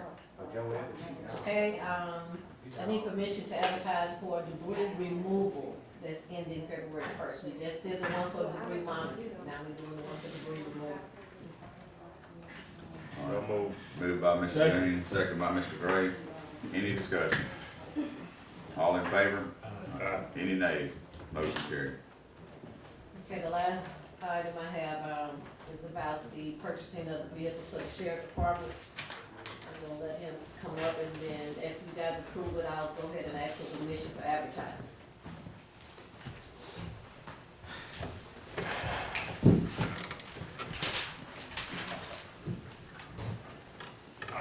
Morning, board. Morning. I'll be back before y'all once you finish, but I did wanna ask again about the enterprise situation. I want to ask permission for us to move forward with the lease. It's well under the budget that Ms. Stephanie gave us, it's at $195. Let me give exact numbers. Let me give y'all exact numbers here. It's $195,927.12. So I'm asking permission for the board to move forward in the purchase of moving forward on this lease so that we can get these vehicles. The Ford has already said that this is the last month that you can order a 2025 vehicle. How many vehicles is it? It's gonna be 8, including the transport thing that y'all approved a couple years ago. Are you getting rid of? Are we getting rid of these? 8, and yes. A lot of them, yeah. We got some that we getting rid of and some has been completely totaled out. Like, they don't exist anymore. I mean, we're not just getting vehicles. Is that how you getting rid of them? You crashing them? I ain't crashing them, but, some of them have been crashed and some of them, if you look at the mileage, and we can send y'all all of these are all our high mile vehicles. The ones that are problematic, that are costing us a ton in maintenance, they gone. I mean, some of these vehicles are like. We good? So, Deneen, did you check with the, Excuse me? did you check to see if we need to advertise? I mean, Yes, I okay. spoke with the state auditor, lease purchase and lease is the same through the purchase laws. We have to advertise and do a reverse auction.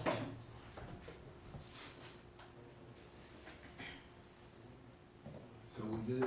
So does that price include, Equipment and everything? Yes, it does. It's upfit, equipment, turnkey, everything. And it's below the numbers that you gave us. Well, no, I'm saying, so I'm assuming that we just need to approve permission to go through the, advertisement To first advertise. auction, Yes. but not the lease itself, the process. We need to approve the process. You yeah, had a question for me. Excuse me? No, I'm saying right now we just need to approve the advertisement and going through reverse auction, not just because we can't call out the company at this point. We just need the process to be blessed. right. So moved. Sure. Moved by Ms. Hutchins, second by Mr. Gray. Any discussion?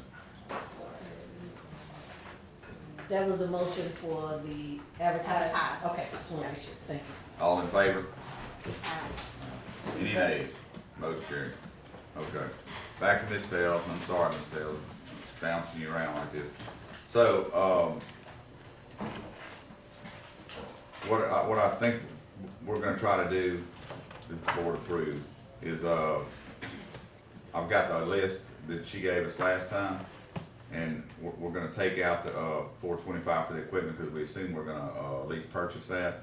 And the number for the furniture, the CAD, the generator, security cameras, the air conditioner, the chairs, and, eventide recorder and fencing with a gate and keypad come to $180,808.71. So I'd like to get a motion to get that money out from the CARES Act money, to help get 911 started, and then we're gonna do at least purchase on the equipment. So moved. Moved by Mr. Gray, Second. second by Ms. Hutchins. Any discussion? All in favor? Any nays? Motion carries. That's an ugly document for you to have to record off of, but there it is. Thank you. Next. I've just got a quick update on the airport. We just went through our FAA inspection. She found probably 5 or 6 issues at the airport, but she hasn't put anything in writing yet. So we still got time to address any of this at this moment. One of them could cost a lot of money, but The only good thing that we have with the FAA this year is they're looking at paying 95%. The state was talking about doing the 5%, so it wouldn't be any cost to the airport this year. So if it is a bad project, we wanna go ahead and try to do it this year. Other than that, fuel sales are not the greatest at the moment. Jet fuel sales are down. Jets have pretty much stopped coming in for the last 3 months or so. So our revenue is actually down a little bit on the jet traffic. Avgas has picked up thanks to the flight school, so we're still operating as good as we can. Other than that, we have applied for our grants for this year. It won't be nothing big unless we get that in writing, that we have issues in our runway safety area.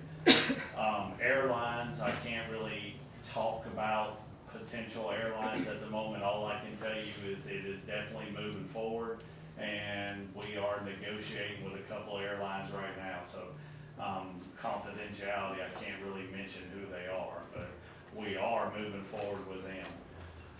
There is a proposal from the city to help out with the airport on our airline consultant. I think the mayor has reached out to numerous of y'all, if not all of y'all, to try to help the airport out by providing $33,000 worth of money to the airline consultant. If y'all don't have any problems, that he told me to bring that up, and if y'all have any issues or if you have any problems, to let me know. Other than that, that's all I've got, other than answering y'all's questions. All right, so the city's gonna provide the $33,000 for the consultant, and the city, the county doesn't have to do anything, that's what, okay. My only question is, I thank the city for the $33,000. At the end of the day, if they provide the $33,000, then the consultant still report to you, not the city, right? Yes, has to. Okay. All the studies and everything that we have done are still active and current, and they have to report to the airport. Thank you. All right, anything else? Go ahead. What do you attribute the decline in jet traffic? I wish you wouldn't answer that. I believe it's the flight school. I'm not trying to take away from it. I just think that the amount of operations that they are putting in at the airport is slowing some of the jet traffic in, because, I mean, it's more of a training facility now than it ever has been before. So I think some of the bigger jets organizations have backed off and went to other locations. At one point, it was fuel price. Is what I remember. Yeah, it's no longer the price. We're the cheapest we can get. Okay. All right. Sometimes those things play out. Yep. All right, anybody got anything else for Mr. Richard Nelson? All right, Thank you. appreciate it.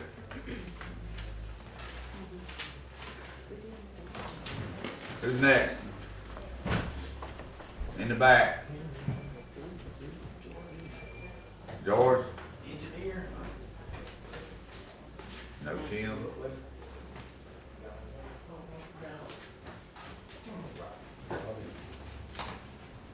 Mark Boyd. One. Have a few things. Got an illegal dump site on Prince Edition. Will give me permission to, clean it up. All right, need a motion? So moved. Moved by Second. Mr. Gray, second by Ms. Hutchins. Any discussion, all in favor? Any nays? Motion carried. Then I have, two dump site reimbursements, one for $1,130.66. The other one for $353. All right, I have. Need a motion? So moved. Moved by Ms. Hutchins, Second. second by Mr. Gray. Any discussion? All in favor? Any nays? Motion carried. Then I have a illegal dump site grant to be closed out. President Wilson, you should have that. And then I have, on on the illegal dump sites, they use grants for 25,000, you need to sign. And a power grant, you need to sign for 25,000, please.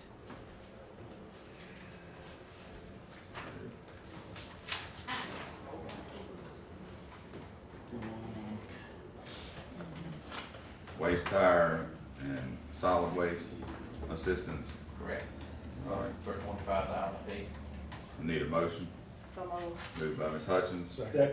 Second by Mr. Middleton. Any discussion? All in favor? Aye. Any nays? Motion carried. There's only one place for me to sign on this? Sir. There's only one place for me to sign on these? Other than that, that's all I have, other than I had something to be determined. To be determined. What about that thing? Good deal? Yeah, That's it. go somewhere else. Good over. What's that? Good over, close. You can close if you want. Yeah. All right, here.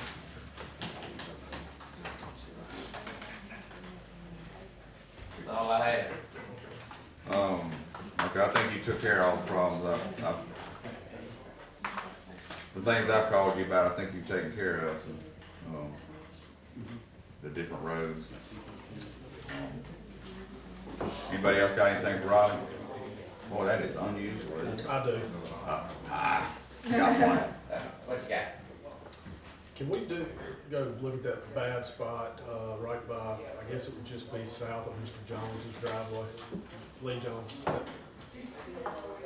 You know, that real bad dip? Yeah. Can we see if there's anything we can do there?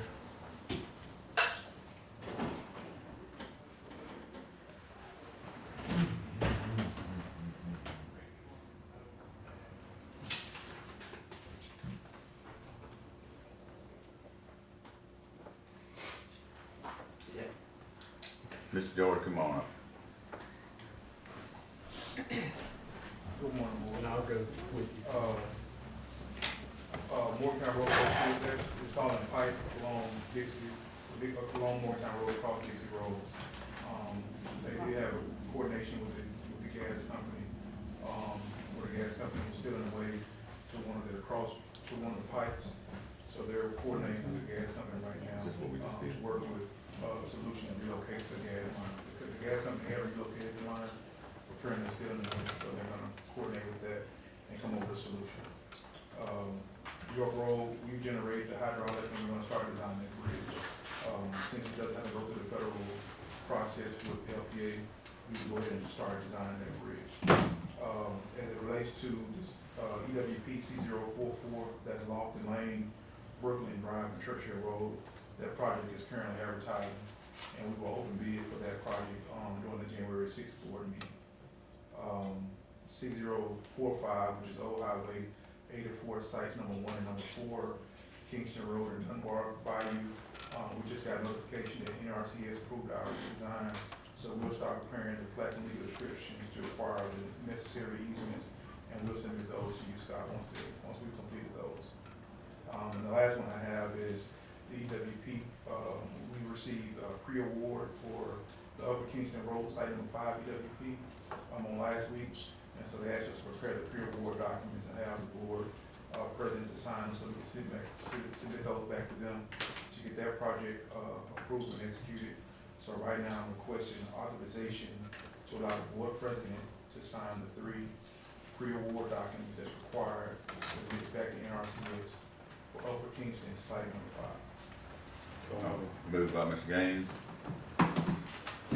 Second by Ms. Hutchins. Any discussion? All 3 of them is Upper Kingston. It's just one. One site. It's just one site, Upper Kingston. All in favor?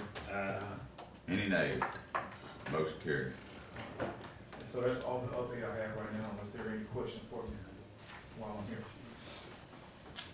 The 3 sites you mentioned prior to that, I was. All right, so we're advertising Lofton Lane, Brooklyn Drive, and Churchill. Okay. NRCS approved our design for Old Highway 84, site 1 and 4, Kingston Road, and Dunbar Bayou. So those are the ones that we're gonna prepare the plat and legal description to obtain these. Thank you. Appreciate it. I got a question. Okay, go ahead. So do you think we gonna have enough money to do Lofton with the money that we got appropriated for that? Yes, so typically we bid the project, you come over, we ask for additional funds, depending on, they ask us to wait until we bid it, to ask for additional funds. All right, thank you. Thank you.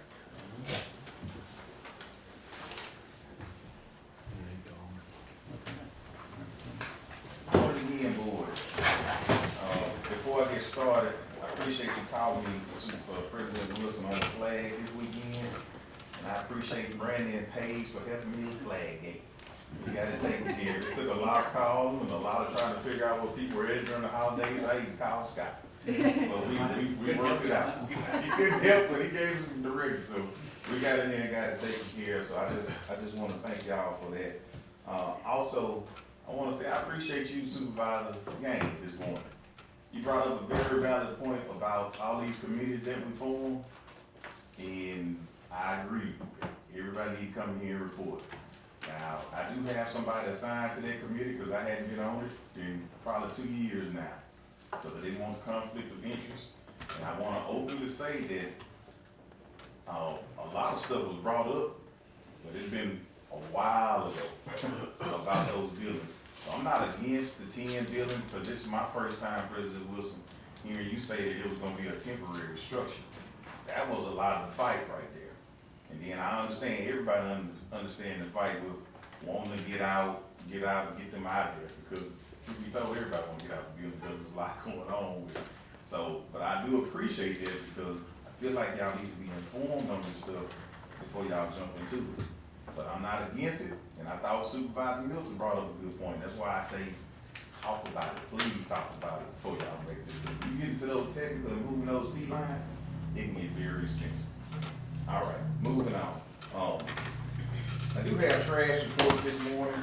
Let me get them out here. District 1, 34 bags. District 2, 0 bags, because we're in your district now. We had to help a lot of schools out during it, well, not schools, but non-profits during this week, during the holidays and all that stuff. We really help a lot of people who are bringing some programs to Adams County that's gonna help keep people from coming over there.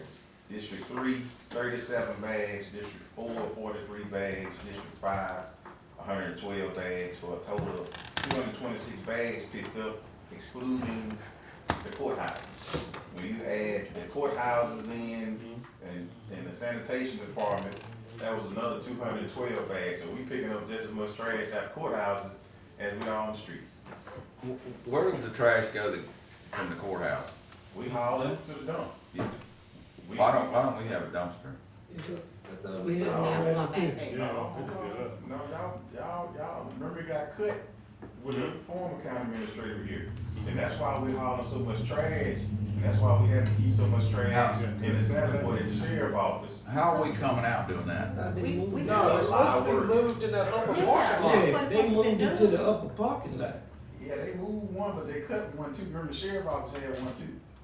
Well, I know they had one right back here, and they moved it to the upper parking I'm lot. gonna tell y'all, if we dump that trash in there, y'all It's more it's gonna trash cause the same problem that it caused before. Remember that it was overflowing and people was putting trash around the dumpsters because it wasn't big enough? Yeah. And that's how we ended up starting to All right. help after they cut dumpsters, so. But Can we haul find our out trash, how much, though. Another is that a big can over here? It's big. What It's is a big it? dumpster. Oh. But it ain't like that long that you talking about. No, I don't mean a long, I mean just when they dump once a week or whatever. I don't know that answer. I'd like to find out. It's part of our contract, I'm pulling the Yeah, contract. we've been helping. 'Cause, so. I don't know how we're coming out like that. If you're hauling that much trash waste, and I know it's gonna be really hard for people to carry trash wherever we end up putting the dumpster, but they just, I mean, I don't understand why that's such a big deal. They take the trash out at home, it's no different. You're getting paid for doing it. Well, we were actually helping, we just did, but we keep the track of it though. So I don't know just. And how many bags was it? We picked up 212 bags of trash from the justice court, the sanitation department, and the courthouse. And that's in a month? Oh, that was in a month, yes, Yeah, in a month, okay. yes, that's correct, in a month. $50 a week. I do wanna say, ever since we went to, what we in, Region 11 now, or Region 7? Brandon, we in Region 7 or 11 for the mental health? We're in, no, I think it's 15. 15. I do wanna say, mental health across the state has been a struggle for law enforcement and people in the communities. And ever since we've been with Region 15, we have seen a lot of positive things happening. People who I thought would never be in that CSU has been in there since they remodeled it, took the personnel out and retrained it, and now it's something that's actually functional for our community. It is a huge help. So I'm just telling you all that publicly, because if they ever try to take that, we need y'all to fight that. Matter of fact, I'm sitting on a lot of boards on the state and federal level, and I'm really pushing Region 15 hard in those circles that I walk in, because the problem with mental health statewide is that it's not uniform across the board. What Region 15 does, they don't do it in Region 7 and down on the coast and other places. But what Region 15 does actually work, and they got 40+ years of experience. So if it ever comes up, when y'all at y'all tables, please don't let them take Region 15 away from us. They have been a godsend for us in the sheriff office and for this community and for these surrounding areas. I'm glad, everywhere I go. glad you told us, because I know for the last 2 years or whatever, it's been open, they hadn't allowed anybody to come over there. So Not anymore. it did us zero good.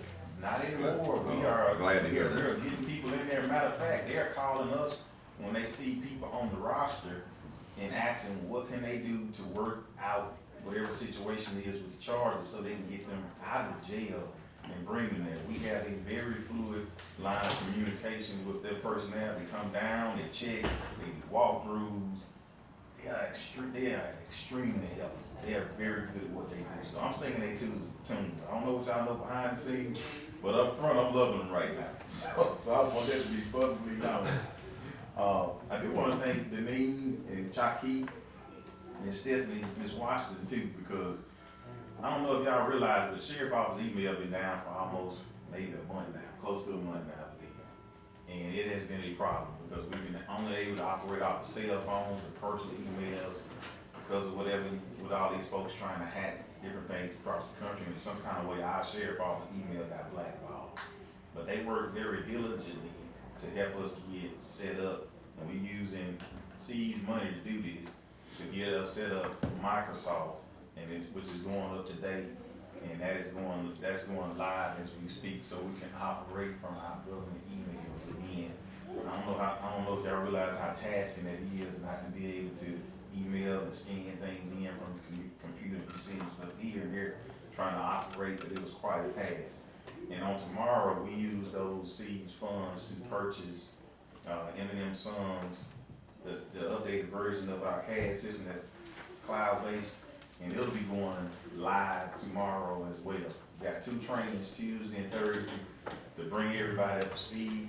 You're welcome to come over. I know you got your hands full if you want to, but I know, but they're doing training Tuesday and Thursday to go live. So the old system as of tomorrow will not operate. We'll be under a new system then. I do have a question for Attorney Slover there this morning as well, when you get a chance. Mr. Slover. With this project, Safe Neighborhoods with the city, I just need to know a little bit about the payment side of it. Are we supposed to be submitting payments to the city over there, or to the chief of police for the payment side of it? Well, Or are they using theirs first, ours, how? That's what I think. I think it was I was told it was gonna be theirs first, and when their money ran out for overtime, then ours would kick in. And that should be 6 weeks into the deal, I understand. so that's the deal, is that we're joining efforts, and the Okay. city's gonna pay for overtime, and then once their amount runs, then they're, So we need to find out who they designated personnel is, so they can get them what they have. All right, I got you. We'll make that happen. Mr. President, Yes. so we can use the ARPA funds for that money that we gonna pay for that overtime? Yes, I think that's what we plan on. Well, we'll have to reimburse the sheriff's overtime fund, I think is how that works. Well, they working it. just so y'all know, It's not. The 40,000. 40,000.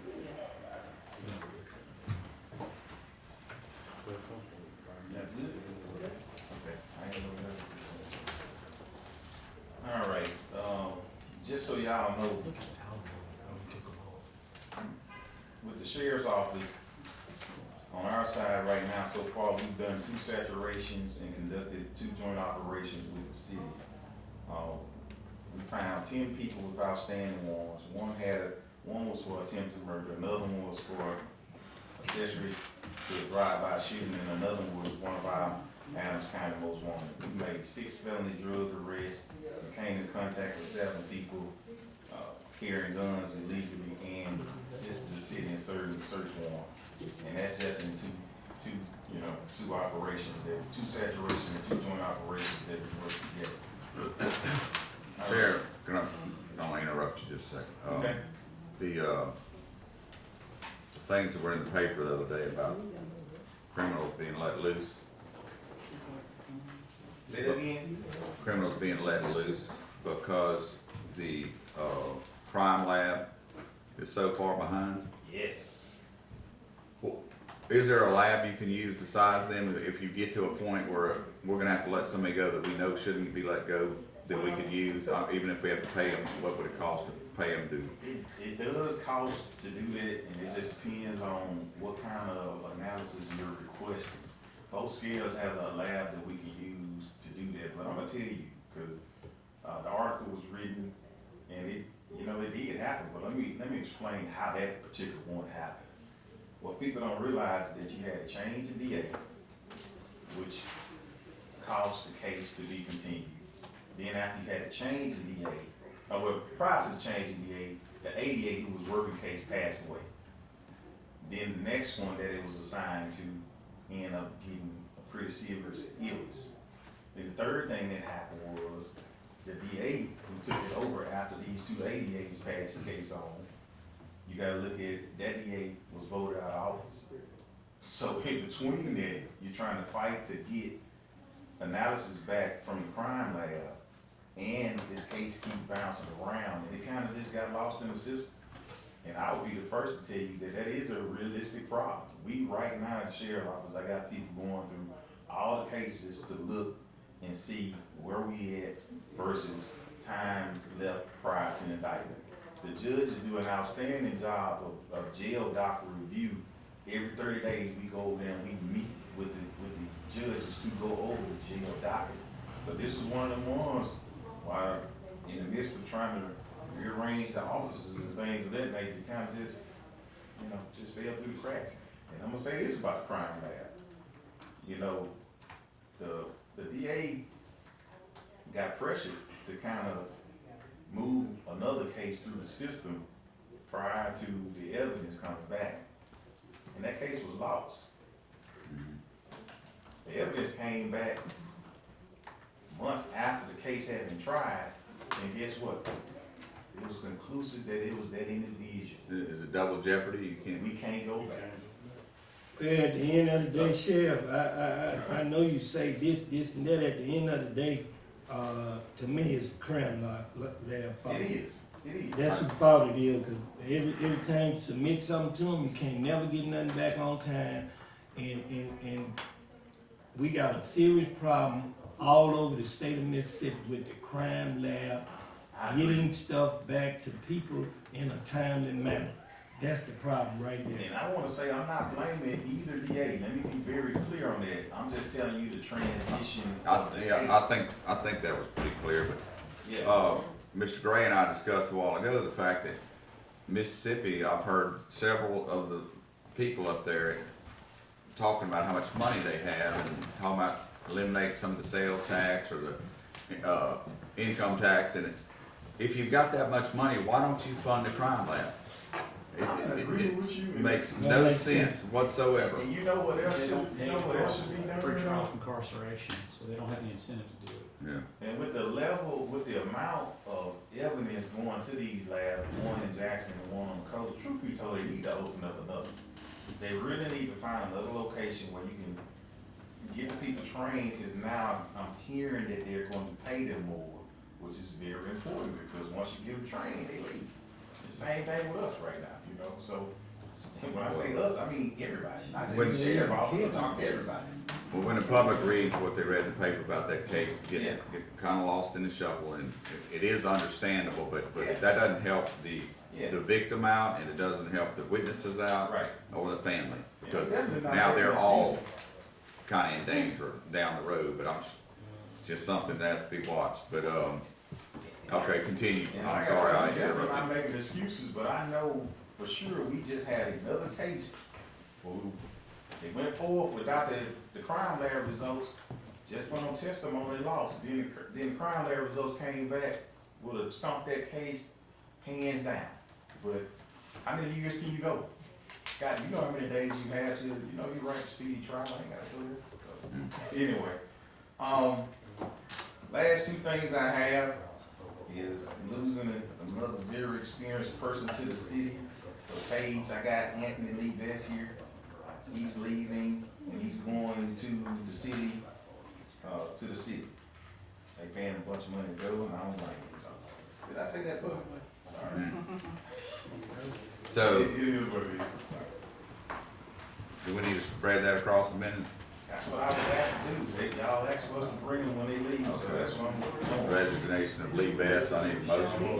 Moved by Mr. Gaines, second by Ms. Hutchins. Any discussion? All in favor? Aye. All right. Any nays? Motion carries.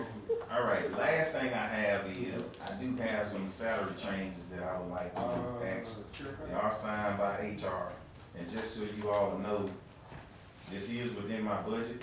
As of right now, the Adams County Sheriff's Office currently have 5 part-time employees with no benefits, but they occupy full-time slots. So I need to make sure y'all hear that part of it. We have 5, we've never had that many part-time employees. But we got 5 part-time employees that are occupying full-time slots right now. We have 4 full-time openings right now. I'm just saying all that so y'all understand that this is definitely within my budget, because I'm pulling from those slots and that pool of money to do what I'm about to ask the board to do this morning. The first one will be Rihanna, and I can go through all of them if y'all want to hear them all first. If y'all want to do it. I don't have them. Okay. Mr. President, only question I have for you doing mama, you can do them all at once. Have you, verified? These the ones that Shane mentioned? Yes. Have y'all verified? Okay. All right. The first one is Rihanna Mayberry, moving her up to $17.91 an hour.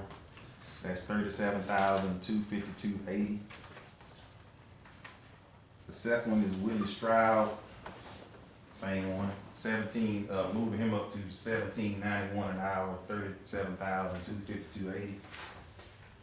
Dandridge Brooks Senior, and this is all in my budget because we short.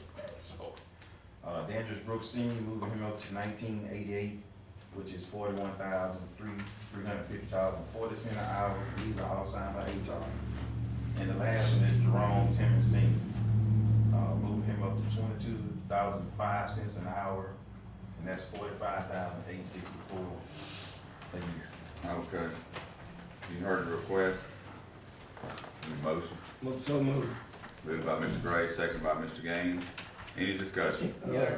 Or you're making these 5 that were full-time are now gonna be part-time? They are. And giving these people raises? Yes. So, I had a similar, question. And we still got 4 openings and some other Make stuff. sure you, Miss Stephanie, keep up with what's going on, because if you don't, and we end up having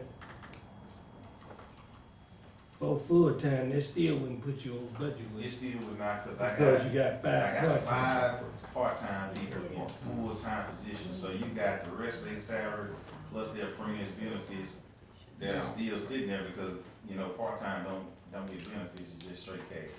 I mean, not straight cash, it's straight payments. That's 5 slots. All right. I promise y'all, we did a lot of Just talking to about be it. clear, it's 5 part-time employees going to full-time and getting benefits. No. No, No. Say it again, so. I have me and 5 part-time people that I'm using, I've got them in full-time slots. Okay. So I'm telling you where I'm pulling the money from. Okay, I got Which you now. slots are they all And you give these people. Yeah, all of them deputy slots, every last one of them. all road deputies? All of them road deputy slots. And then Lee Betts was a captain, so he's leaving. So right now, yeah, this there. Let- let- It's Is like he I staying told on you. part-time? No, he gonna have his hands full. Oh, But, that's what I'm saying. Yes. I will say this though, he's gonna help out with our special response team. He still wants to be a part. He don't wanna leave, but I know. it's an offer that you just can't refuse, one of them deals.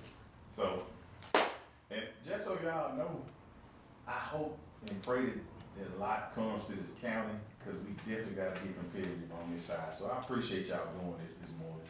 Cause I'm trying to keep as many of my experienced folks as I can. And it's not like other positions. When you lose an experienced person, it takes 2 years to get somebody even road ready to be on the street. So you feel that sting, and I'm sure you do too, right? What you do, you know what I mean? So I just need that to be clear, like one of the guys that we parted ways with, they went over to Brookhaven, and Brookhaven starting out at 46,000, so we definitely gotta work on pay. But I appreciate you all doing this morning, that's all I have, unless y'all have anything. We gotta finish. Okay. Go I ahead. had a question. Wait, we didn't carry the vote. Well, is it still discussion? Is these part-time people, are they gonna have benefits? No, They're no not people- part-time. No Now, part-time. the people that I'm hiring are not part-time now. Right, I mean, the people that I changed it on are not part-time. They're just getting raises. Yeah. right. Okay, you're right. I'm using just money. talking about the ones that are part-time. There's no Yeah, benefits. no part-time people, it's just straight pay. Right. And the last thing I'm gonna tell you about, the people leaving in more like Brookhaven, the cost of living in Natchez is so much lower than most places, and it does make, and they find out after they do stuff like that, they have to travel back and forth, they rent over there, it's $500 a month higher to do that, but anyway. All right, how does everybody vote? Are we through? Nah, only thing I'm gonna say, Sheriff, I know you do a good job, but at the end of the day, when we got all these employees transferring from one department to another, still do your background check and make sure everything on the up and up. We do, and we actually report to the state too as well on that. We contact standards and training, and we go on there, cause standards and training got a list. And if you've been fired, terminated, rehired, or whatever, they can tell you everything about it. We submit to them, and we also check with them prior to them coming to us, and we do other checks too. I'm really talking about the local, somebody you can reach out and talk to, because I was with the city for a long time, and sometimes they allow people to resign, and they done did something they ain't got no business. Then they transfer to another department and carry that same mentality to another department. That's the only thing I'm saying. And I agree with you, and we don't just call HR, we have a lot of good relationships with people where we can make that call and find out what they gonna tell you on paper. But we try to do our best to keep, I'm just gonna say trash, because if you're a dirty cop, I don't have that for you. I'm just gonna tell you flat out, if you mistreat people, if you violate their civil rights, if you do anything like that, I don't want you. And you can see in our track record, we have charged several people who slipped through the cracks and got in, and when they did what they did, you see them across the street in circuit court. I don't play that dirty top game. So if I find out about it, I promise you I'm gonna be with you. But I do have one other thing. We gotta carry this motion. All in favor? Any nays? Motion carried. And the last thing I'm gonna need is, we have to send this off, to the Division of Fire Services and Development. This is for Darryl Smith. It's just gonna need your signature on it, President Wilson, for him to get his training to be the fire investigator again for the county. It's free though. It ain't cost me. All right, need a motion. So, Moved by Ms. Hutchins, second by Mr. Gray. Make a motion before he's back to rehire, you can do Well, Do what now? he gotta get this anyway though, so. well, we still need to wait till he's rehired. Okay. Pending his rehire. Can you do a pending his rehire? All right. Motion will be pending his rehiring.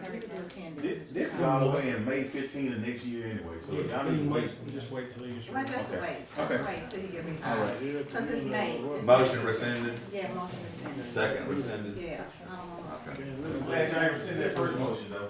Can't do that. Rescinded.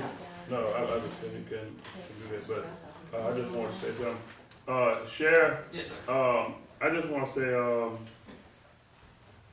I thank y'all, I can see that y'all, the Operation Safe Neighborhood has made a big difference, and, I know y'all put y'all life on the line and stepping in for citizens, but, you know, it has been, I didn't come to town much during the holidays. I was traveling through from a opening on Black Friday, and I seen, during the holidays, it was really, really quiet in Too town. quiet. You ain't seen nobody moving, and so, you know, and over the period of time, I thank you, because the loss of life, you know, that affects the victim families, and it affects everybody involved.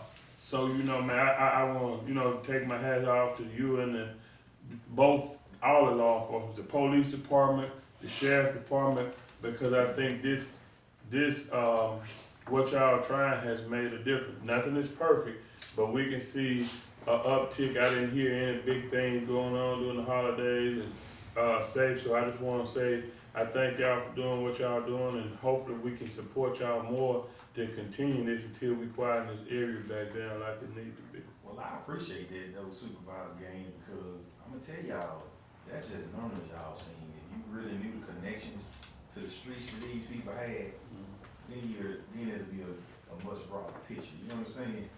And so, I do think it's being very effective, and it's building camaraderie with the city police at the same time, because we're having to work together, you know? And this last one we did, we got that one that was formed by Adams County, been on the run for the last 3 years, and the other one had been on the run, two of them, matter of fact, had been on the run for 3 years, so. One other thing I need to remind y'all of, in January, Catherine Bryant with Detentions LLC, she's gonna be coming back down to do that final presentation of the needs assessment on the jail. And I know President Bush, you spoke of how people need to get out of that building. I understand it, we understand it better than most, I assure you, but, they're coming down to get their final presentation. So I don't know if y'all wanted it at a board meeting, or y'all wanted it separate, but just need to kinda know, cause y'all paying for this. Yeah. It needs to be doing a board meeting where everybody can hear it. You want it at a board meeting? I think so. All right. We'll set it Not up the for first that one. meeting. Not the first one, no, it'll be probably towards the end. And you talking about how long? See if it take hours. Ain't gonna take that long. Ah. Yeah. Best chance of everybody being there, so doing it at a board meeting. Yeah. And something, y'all should have had a report, I think Corvette sent it to y'all. didn't it? All right, any more departmental reports? Did you have something else? Yes, sir. I spoke with, Mr. Fur, and he gave me an estimate of $487,000 for the locker rooms and restrooms at the Chester Woods Ball Field, renovation project. I also spoke with, MDA, and it is no match requirement for the cap loan. And with all that being said, I will need to go back and revise the already approved resolution that had the incorrect amounts on the resolution, so if I can get board permission to revise those documents. So moved. Getting the signatures and bring it back to the page. Second. Moved by Mr. Gray, second by Mr. Middleton. Any discussion? All in favor? Any nays? Motion carries. And just like the financial analysis worksheet you have for the capital for Morgantown Road project, it's the same form, same numbers for this one, for the Chester Woods restroom, that I'll need your signature on. Okay. Do you need approval for that? Need approval. Yeah. Moved. Moved by Mr. Gray. Two different projects. Okay, that's all I have. I didn't get a second, or did I? Yeah. Oh, Mr. Gaines. Second. Mr. West, Gray and West. Yes. All right, that was for a signature on, The financial analysis worksheet for the cap loan for the Chester Willis restroom renovation. any discussion? All in favor? Any nays? Motion carried. Thank you. Thank you.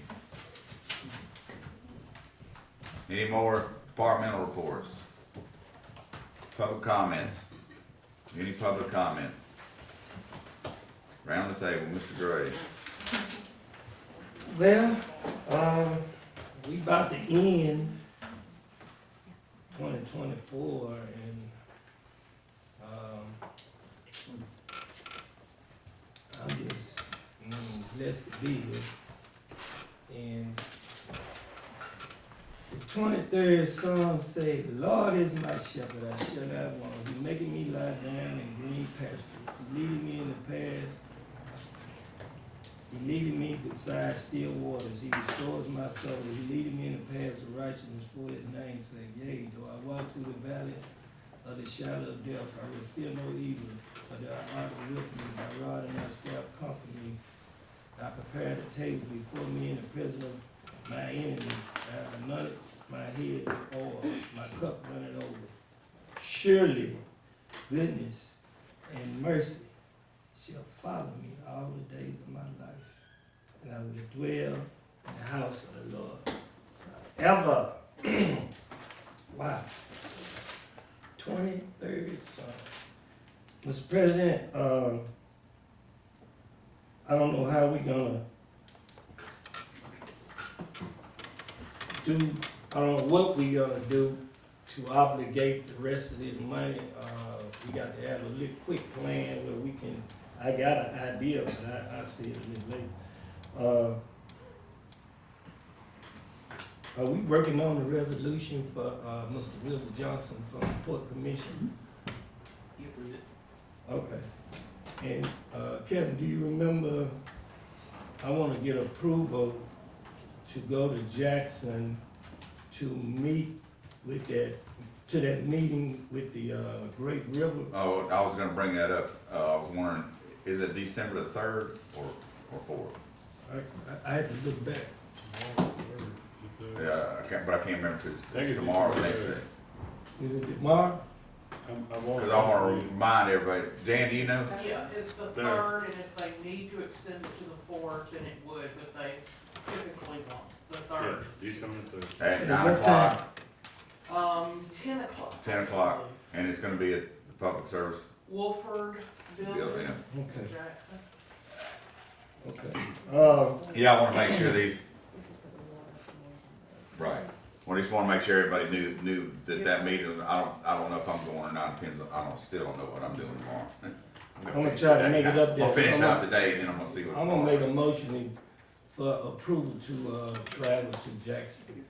All right. Motion by Mr. Gray, second by Mr. Gaines. Any discussion? All in favor?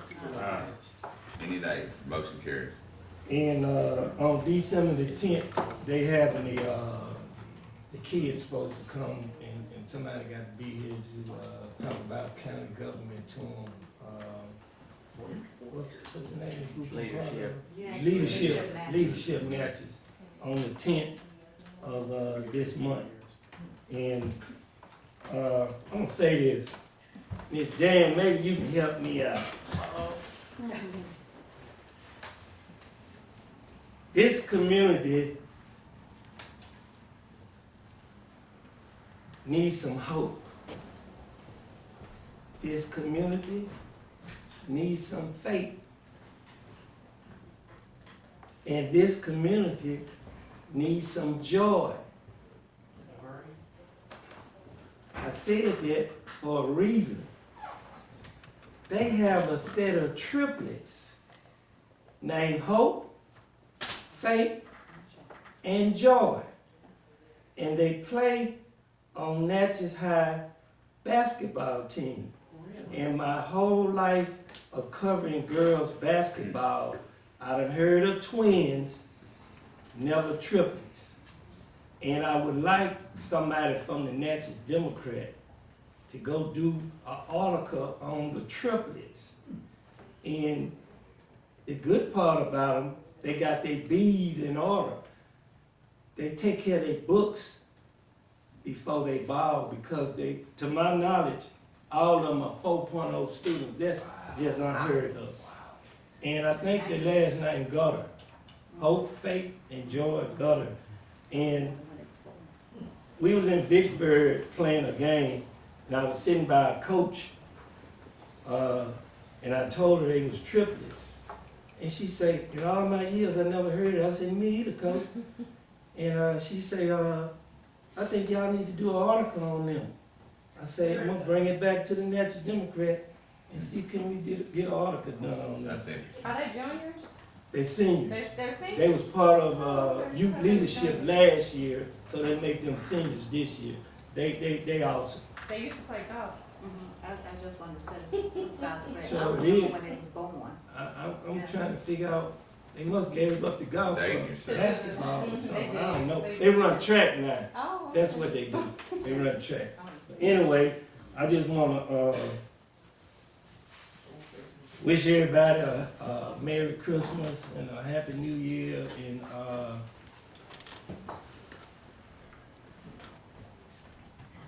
I've been seeing this before you got here, sir. And you done took it over, that communication. You gotta be able to communicate. And all my years of being a public servant, I am blessed to be able to disagree with Angela and Warren and Wes and Kevin and whoever else that I done worked with over 7 terms. And after the meeting over with, we still able to communicate because what I do is not personal. It's a job. And once I leave this boardroom on a motion or whatever the case may be, I don't take nothing personal. That's reading, I'm able to communicate with everybody. We all different, we all got different opinions, and we gonna vote different, but at the end of the day, we got a good board, and my plan has always been to be better the next year than we was this year. So, wish everybody a Merry Christmas and a Happy New Year, and that concludes, no, wait, my favorite. My sympathy goes out to the Thomas family, the Bates family, the Darden family, the Patrick family, and the Miles family. Now that concludes my report. All right, Ms. Hutchins. Okay, well, I'm gonna help you all out with some of this ARPA money this morning. We're gonna need a approval on it. We did get approval for the 90% on those projects that we was working on. I got an email this morning that we were approved for the Martin Luther King project and Supervisor Gaines district, and we did approve for the Cary Road project, 90% on it. The match that we're gonna need for it, and we're gonna probably have to take it from the ARPA fund, is $275,000. And Robbie has all that information. One of the projects was 600 and some thousand. Yes. One was 202,500, one was 2.5 million. Okay.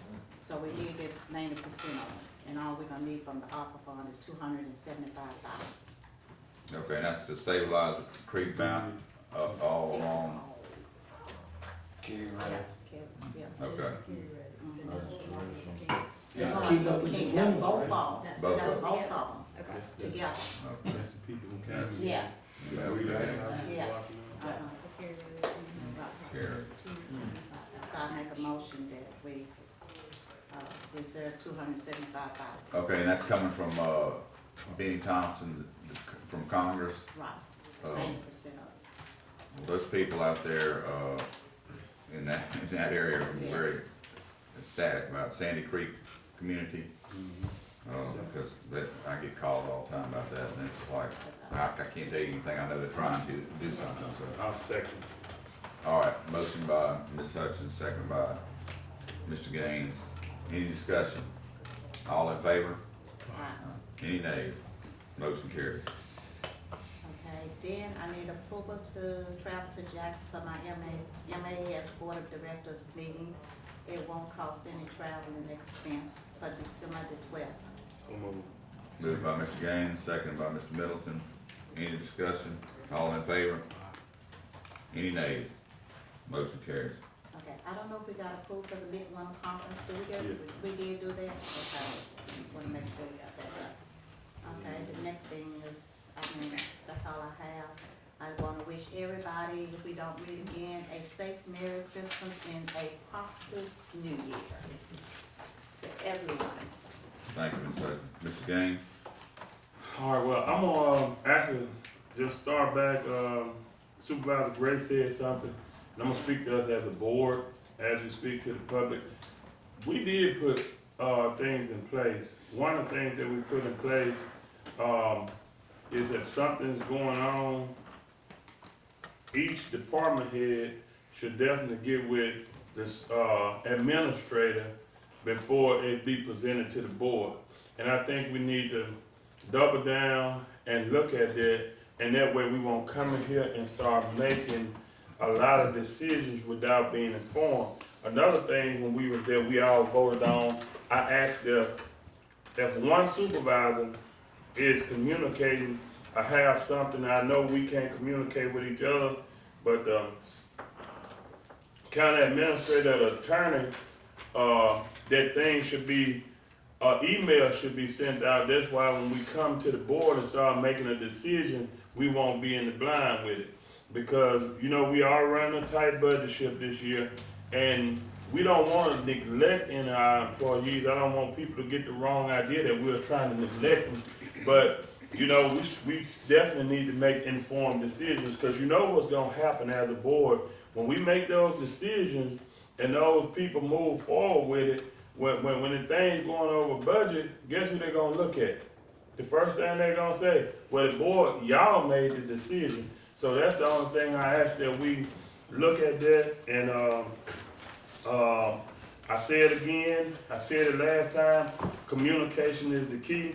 And Supervisor Gray kind of touched on it, but I would say we all different. And I can tell from working with everybody here, we passionate about what we believe in. And we disagree on some things. We definitely passionate about it. I think everybody at the table is passionate about what they want, is passionate about getting their idea across. And so it's not, I don't see it as just taking stuff personal.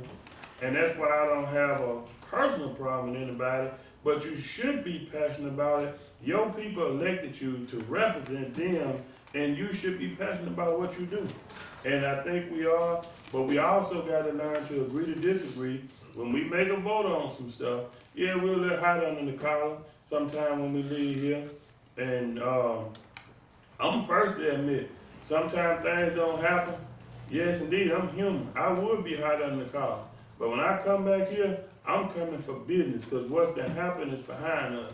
And we need to work on that. I think we did good, and we have been doing good, but we got another year coming. We got a few more years to work together, and we need to do that. One of the things that I'm going to ask, two things I'm going to ask the board to consider doing. And from a standpoint of what I'm seeing with law enforcement, what I'm seeing with the lack of being able to pay law enforcement, and our commitment that we are asking for about $40,000, I'm gonna ask that we look at some of that, and I'm gonna ask, can we actually add more to it for a one-time fund out of that? And I'm gonna also ask the board, if something that we have is not obligated, we got employees that we haven't been able to give a raise. And I mean, it's a one-time, if it's a one-time donation, if it's a one-time check, because we take care of everybody in the community. We spend thousands of dollars doing EWP projects, and we cannot afford to get them raises. And I know it's been done by several other counties. I'm gonna ask this board to be considerate on some of these things and consider looking at what we have left in as obligated and giving our employees a one-time, some kind of one-time donation, one-time bonus or check that we can do, legally, so. I'm gonna second that, cause it was written on my list. Yeah, and I think Okay, that's I something. got one question, Stephanie. Okay. So Motion I'll by put it Mr. in Gaines. form of motion. We gotta finish the motion. He seconded. How many employees do we have? We gotta determine But- what we're gonna give. That's what we got to do. Well, I don't need to know. Yeah. Yeah, and How so many that, employees do we have? Basic. Non-elected. We got less than 250. It's 238, but, No. we have to select, I'm sorry. Non-elected. non-elected. Non-elected county Yeah, we have officials. to, we have to subtract out the elected officials. Yeah, So let's say it's 220 or so, give or take. So what you'd have to do, because you said it was legal, it'd have to be for future work, it couldn't be for anything. past work. That's what I'm asking for future. This is I just think a I knew what one-time you were saying, I was anyway. just, It's one time, It's yeah. a one-time. but it has to anyway. be for future work. Yeah. I mean, Okay. you can't pay them retroactive. We asking for future, and You didn't give a number. We I gotta didn't, get- I said It's, after things are obligated, Okay, and we can get, I've heard this kicked around a little bit, $500, but I really think if we're gonna do this, it's a one-off, and we haven't given our employees, so I was gonna say $1,000 a piece. Well- But Do we have the funding? so, it'll come out of ARPA. So- I'm keeping a tally on what y'all Okay, are that's So asking. let me what ask I'm you- saying, you're keeping a tally Yeah. on how much is left in We've ARPA. got $922,987. so I wanna look at this now, so, you know, I don't know if I need to make this in a motion, well, I'll go back and make another motion. I wanna get this, to our employees, but I also wanna make sure, from what I'm seeing, we can't pay the sheriff's department for what they're doing, but what they're doing is dead. So, after we carry this motion, I will actually ask that we, instead of do the 40,000, I'll ask that we do 80,000, double what we do for that, and then get An additional 40. additional 40 on, besides what we got. I'm gonna ask for that. If needed. Yeah, Needed. yeah. Unless Quinn, We know you use it, Sheriff. Very well. let's carry this Are motion. y'all gonna put an amount in that motion? Well, I need to get a figure on what We have everybody. to make it legal and all that. Okay, so- This is just to get, What- I guess. what do y'all feel about $1,000? Do it I'm good. immediately. I'll go with 1,000. So, the motion is to give every One-time non-elected employee One-time bonus? a one-time, Not bonus, you can't, I mean. You can't use one, we cannot use it. One-time one-time pay We gotta find out how to make it legal. Right, we gonna- Because I'm not, y'all don't of wanna pay $1,000. No, $500,000. and we not gonna do that. So, so Only let, 220,000, Yeah, I don't want. give or take. so we gonna, I'll say give or take 1,000 pending legal review. Can I amend that motion to that? We'll probably, if y'all wanna get it done, you know, before Christmas or whatever, I just have to figure out how to make it legal and then have a meeting. Okay, Pending legal review. pending legal review is $1,000 But y'all gonna have to have for another meeting. non-elected employees. Like the sheriff office can do clothing allowance, can they do clothing allowance? No, well, I don't know about that. We got to make it This is, one way. this is legal. This a Yeah. this. Other counties have done it, so we'll figure out how they did it. You don't have to have uniforms, that's why So, you have. any more discussion? Yeah. Any more discussion? All in favor? Alright, Any nays? so, And I just wanna That's say That's all. this. Motion carries. so let me carry this other motion. Okay. And let me carry this other motion. So I'm gonna ask to, that, 80,000 be, allotted for, instead of 40, in additional 40,000, be, allotted for the sheriff, Operational. the Operation Safe Neighborhoods. And that's in the Motion form of by- a motion. Second. So, Seconded by $120,000 Mr. total? No, 80. 80. It was originally 40. Yeah. We're adding 40. We never approved, so just approve and amend the budget to $80,000 for Operation Right. Safe Neighborhood. We never amended it before. Okay. Okay. From ARPA funds? All right, any discussion? Yep. All in favor? Oh, He said he had a discussion. Oh, I'm sorry. Oh, no, okay. Gaines I again. and West. All in favor? Aye. Any nays? Motion carried. Thank y'all. I just want, yeah, Thank want to y'all. say this is something that we all wanted to do because it's been on our minds of how we can, help our employees. I mean a lot to a lot of them. I Okay, and we appreciate you all, you know, for going out doing the things that you all do. You know, I see y'all was working the other day with some water lines, and it was during the holidays, so we appreciate you all more than anything. And that's it, man. Thank you, Mr. Gaines. All right, well, and the other thing is, Oh, he was, I'm sorry. I wasn't finished my Oh, report. I thought you were. now I'm finna finish, but, I think that, we work together good as a board, and so, you know, we're gonna have these things. And I think, well, I know developing, supervisor makes you develop a really, really tough skin. And I thank the good Lord that it has turned me toward praying instead of turning my mind the other way, and help me understand a lot. So, you know, let's continue to move forward together, and I ask, you know, I pray that, God bless all our families during the holidays and keep us safe and, you know, through sickness. And if I don't, well, we'll see y'all again. I hope everybody have a safe holiday, and I thank y'all for supporting. And I think I just brought the motion, but everybody feel the same way. I thank y'all for supporting the idea of continue letting the sheriff department and the police department make our area safe again. And I know the public will definitely appreciate that. And I yield the floor, Mr. President. Thank you, Mr. Gaines. Mr. Middleton? Yeah, just on that real quick, you know, it's tough around here right now, and I hope none of our employees ever go unthanked or unnoticed, because that's not the goal here. It's just tough, and I hope this money helps them in any way that they need it. Cloverdale Road, Sheriff, has been on some texts I've sent to him, Chief Deputy Daltrey. We got an issue right there across the road from the service station or convenience store. That's really gotten out of control. I've gotten calls in the past, but here lately, it's just been a lot of residents of Cloverdale Road that are, frankly, they're just tired of driving past it. And right there on the right, on the right of way, they're congregating, loitering, littering. The other day, they carried a 55-gallon metal drum out there and built a fire, and then they started stacking up wood pallets and burning on the county right of way. And so the sheriff, they've started patrolling it. They've cleaned it up every time I've asked them to. I rode by yesterday. It was no one there, but there is a ton of trash there. We'll get here. Huh? We'll get here. It's my concern is anybody road department, anybody runs through there and flat tires or whatever because they burn the pallets and nails are still in there. So if you need a loader, Yeah. Yeah. You need County something. property.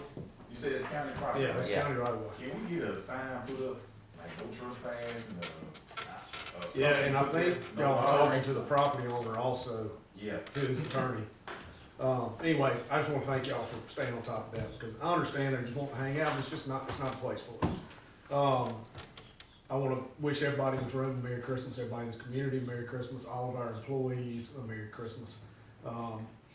We all have a lot to be thankful for, and, I just wanna thank this board for another successful year and hope for a better one in 2025. Thank you, Mr. Middleton. Paige Dean, I do not have anything. Randy Lewis. I just have two. I remembered your name. You did. You're warmed up now. He asked me what it was. I'll be short and sweet. I have December bonds, it's actually just one for Priscilla Thomas, and it's be spread across the board. All right. So move. Bond, credit card minutes moved by Mr. Gaines. Did I get a second? Second by Ms. Hutchins. Any discussion? All in favor? Aye. Any nays? Motion carried. The board authorized a cremation to be done for an unclaimed body. The remains are still at the mortuary, or at the crematorium, and the coroner is asking for approval to go and retrieve those remains, and he just said he thought he probably needed board approval to do that. And then turn them over to the family members. Sheriff, do y'all ever go to, this in Brookhaven? Mhm. Y'all ever swing by Brookhaven? Riverwood. Y'all ever go through or to Brookhaven? Say what? Travels? Almost every day. Okay. Get one of his deputies, and they can pick it up. I got one this morning. Oh, okay. Pick That's, what up? that's fine. The remains of, unclaimed body. I can't pick The that up. guy's demanding that, that he deliver the remains of somebody. Okay, so do we need a motion to? No. Okay. Okay, that's, Sheriff Deputy should pick it up on his way. okay, thank you, Sheriff. No problem. I'll give you his name. Okay. Anything else? That's all. Okay, thanks. That's Mr. actual Flood, items, that's it. to be determined? Okay, Ms. Washington? I had a modification, that needs to be, giving me authorization to sign a modification with the Core Civic. They want to add Erica Woods, and then they want to do, a modification on, it's on the second page, I'm sorry, it's like 39,000, difference. They're giving us more money?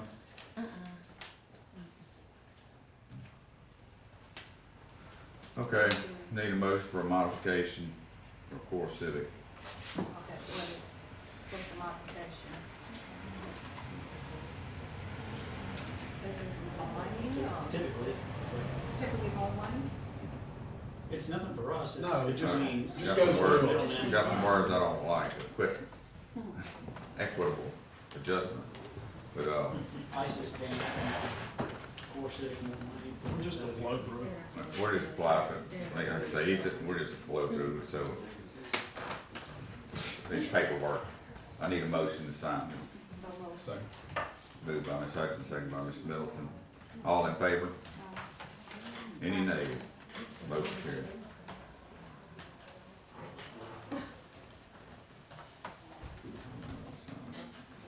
Just name and title, sign it. Go ahead and sign it.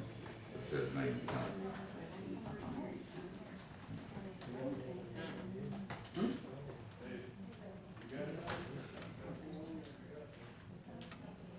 Yeah, 012-370.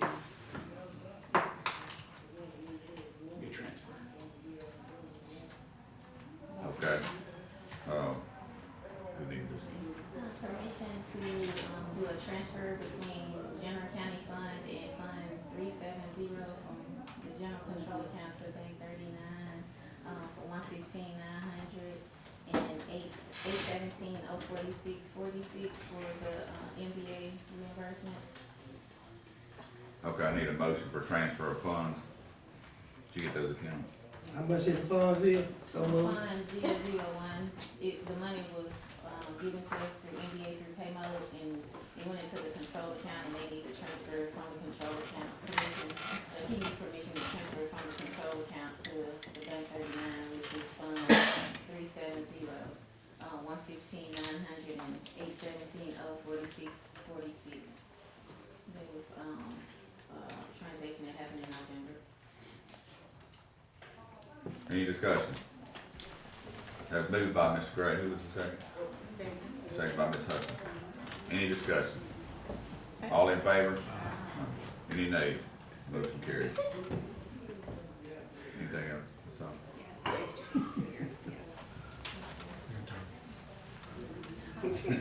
Yeah,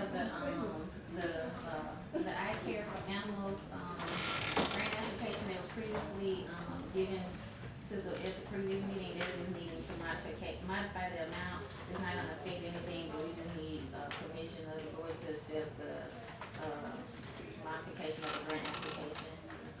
What's the modification? From, It went from Okay. 3,500 to 4,000. okay, we okay that before? Okay. Need a motion to sign for, eye care for animals, $4,020 from $3,500 originally. Need a motion? So moved. All right, moved by Ms. Hutchins. Need a second. I get it. I was thinking I care for animals. I'm like, We'll get him some money here. Well, a couple of them need some contact lenses, okay? I'm like, that's where I'm going. Second. Second by Mr. Middleton. Any discussion? All in favor? All in favor? Any nays? Motion carried. They actually do cataract surgery on, dogs now. The county's not. Okay, the county's not. All right, anything else? We have a certificate of coverage for, the tort claims award. We just need to spread across the minutes, just for a period of 1 year. Certificate of recovery from the claims court? The tort claims board has to approve our coverage every year. Okay. So moved. Moved by Mr. Gaines, second by Mr. Middleton. Any discussion? All in favor? Aye. Any nays? Motion carried. Does this need a signature? Okay. Is that all? Okay. Sheriff, I'm still getting some complaints about trucks parking at, right by Liberty Ballpark, going into the safe room. Yeah, that's, you know, they gave him permission to park there, that's the problem. Who did? The Armory gave the white permission to park there, the mark. Can the Armory do that? Is that their land? Thought it was county property. Not right by the Armory, you know, right by the Armory where you parking there, that's the Armory's parking spaces. But they approved him to be there, that's why we didn't. That's county We property. own that. They That's got the county the lease property. on it. The county owns that. We tell them to move it, Yeah, we own that. ain't no problem. If it's the county. And at some points, it's been 3 or 4, not just one The truck. county owns that. Got a trucking company, that's what I'm saying, they all here though. One of them sat there and ate, threw his trash and his fruit. Yeah, that's part bothers me. Ain't no problem, we take care of that day then. We'll take care of it. Okay, I don't know if Corvette wanted, Corvette, is asking for You got approved, Jim. pay rate change from $20 an hour, 2024 an hour to $27.50 an hour. For what? Stephanie, have you, reviewed this? I have not reviewed it. I know she said she had one in there, but I didn't have the amounts. Pass that down to me.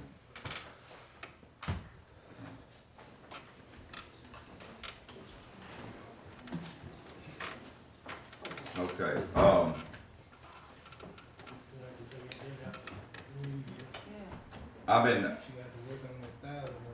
I've been keeping up with, how much, you know, each thing costs, whatever anybody put in.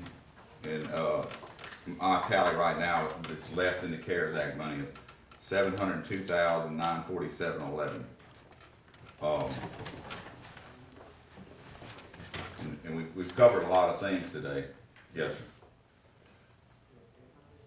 Well, I do know, I don't know what we plan to do, but I know on our, when we did our roads, I know we had a couple small roads that was not able to be paid. I know I had a couple on there, and, you know, I'm gonna just poll the board if we'll be interested in trying to pay a few of those roads or do some, if we can do some striping. I forgot that.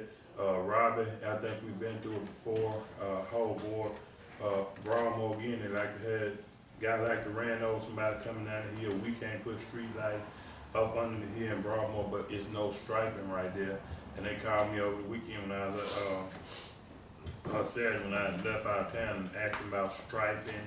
And maybe if we can get with Broadmoor Utilities, ask them, can they do that? So I'm gonna ask if we can, if it's all right with everybody else, that we can maybe, do a little striping, do some road maintenance with the rest of the money. Well, it'd be about $120,000 each. Well, you know, we can't. We can do that, or we can put it, well, I'm just, I know what you're saying. But legally, using that word, I hate that word. Can I ask a question? Go. I know, Yeah, go ahead. okay, I know there was still some money also left in the road bond, like 900,000. I think it's about 500. It's about Well, 500? it might. I thought it was it's 900,000 Yeah. still left too that we can use to pay roads also.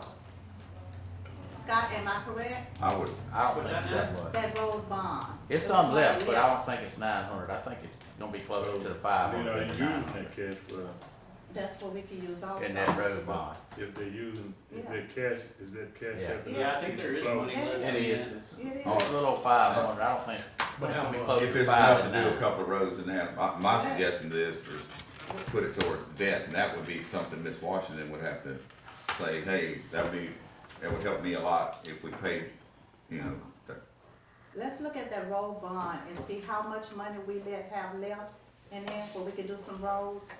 And then, you say we have how much left in that? right now it's 702,000. 702,000. Then if we look at, if that 500, I was thinking it was 9, but we could look at it in maybe 500 and some thousand. And see if we could do some roads with that, and then look at the other as, Miss Washington, you come up with some things that maybe you're gonna take about 500,000 of this money that we could pay down, and it would help you out trying to and balance then this put the other 200 some thousand to the road. budget of ours, yeah. Yeah, okay. But this is supposed to be our one and only meeting, in December. Last year we had 4. So, we can wish everybody a Merry Christmas. We know we're gonna come back, cause we gotta finish this little task up. And so if you figure out what y'all wanna do with different roads in each person's district, and we'll get Robbie and see how much that's about, what that's gonna cost, and then we'll finish this up, another day. Yes. That work for everybody? Works for me. Mr. President, Yes. Al Pacino, Scott over there was looking kind of, puzzled over there. I mean, whatever we do, pay attention and make sure it's legal. Yeah. Do that, sir. Okay. I would like, Does anybody got anything else? You've got an item to be determined, and somebody else does as well? Robbie does? Okay, and I'll just wish everybody a Merry Christmas, knowing that I'll be back and we'll be doing this again, but this will be the last time probably we'll be on camera saying if, we did have a very quiet holiday for Thanksgiving, and the biggest issue in the whole county was that flag across the street. And I'm glad for that, and I hope it continues all the way through, the rest of the year. But, okay, I need a motion. So moved. Moved by Ms. Hudson, second by Mr. Middleton. All in favor? Aye.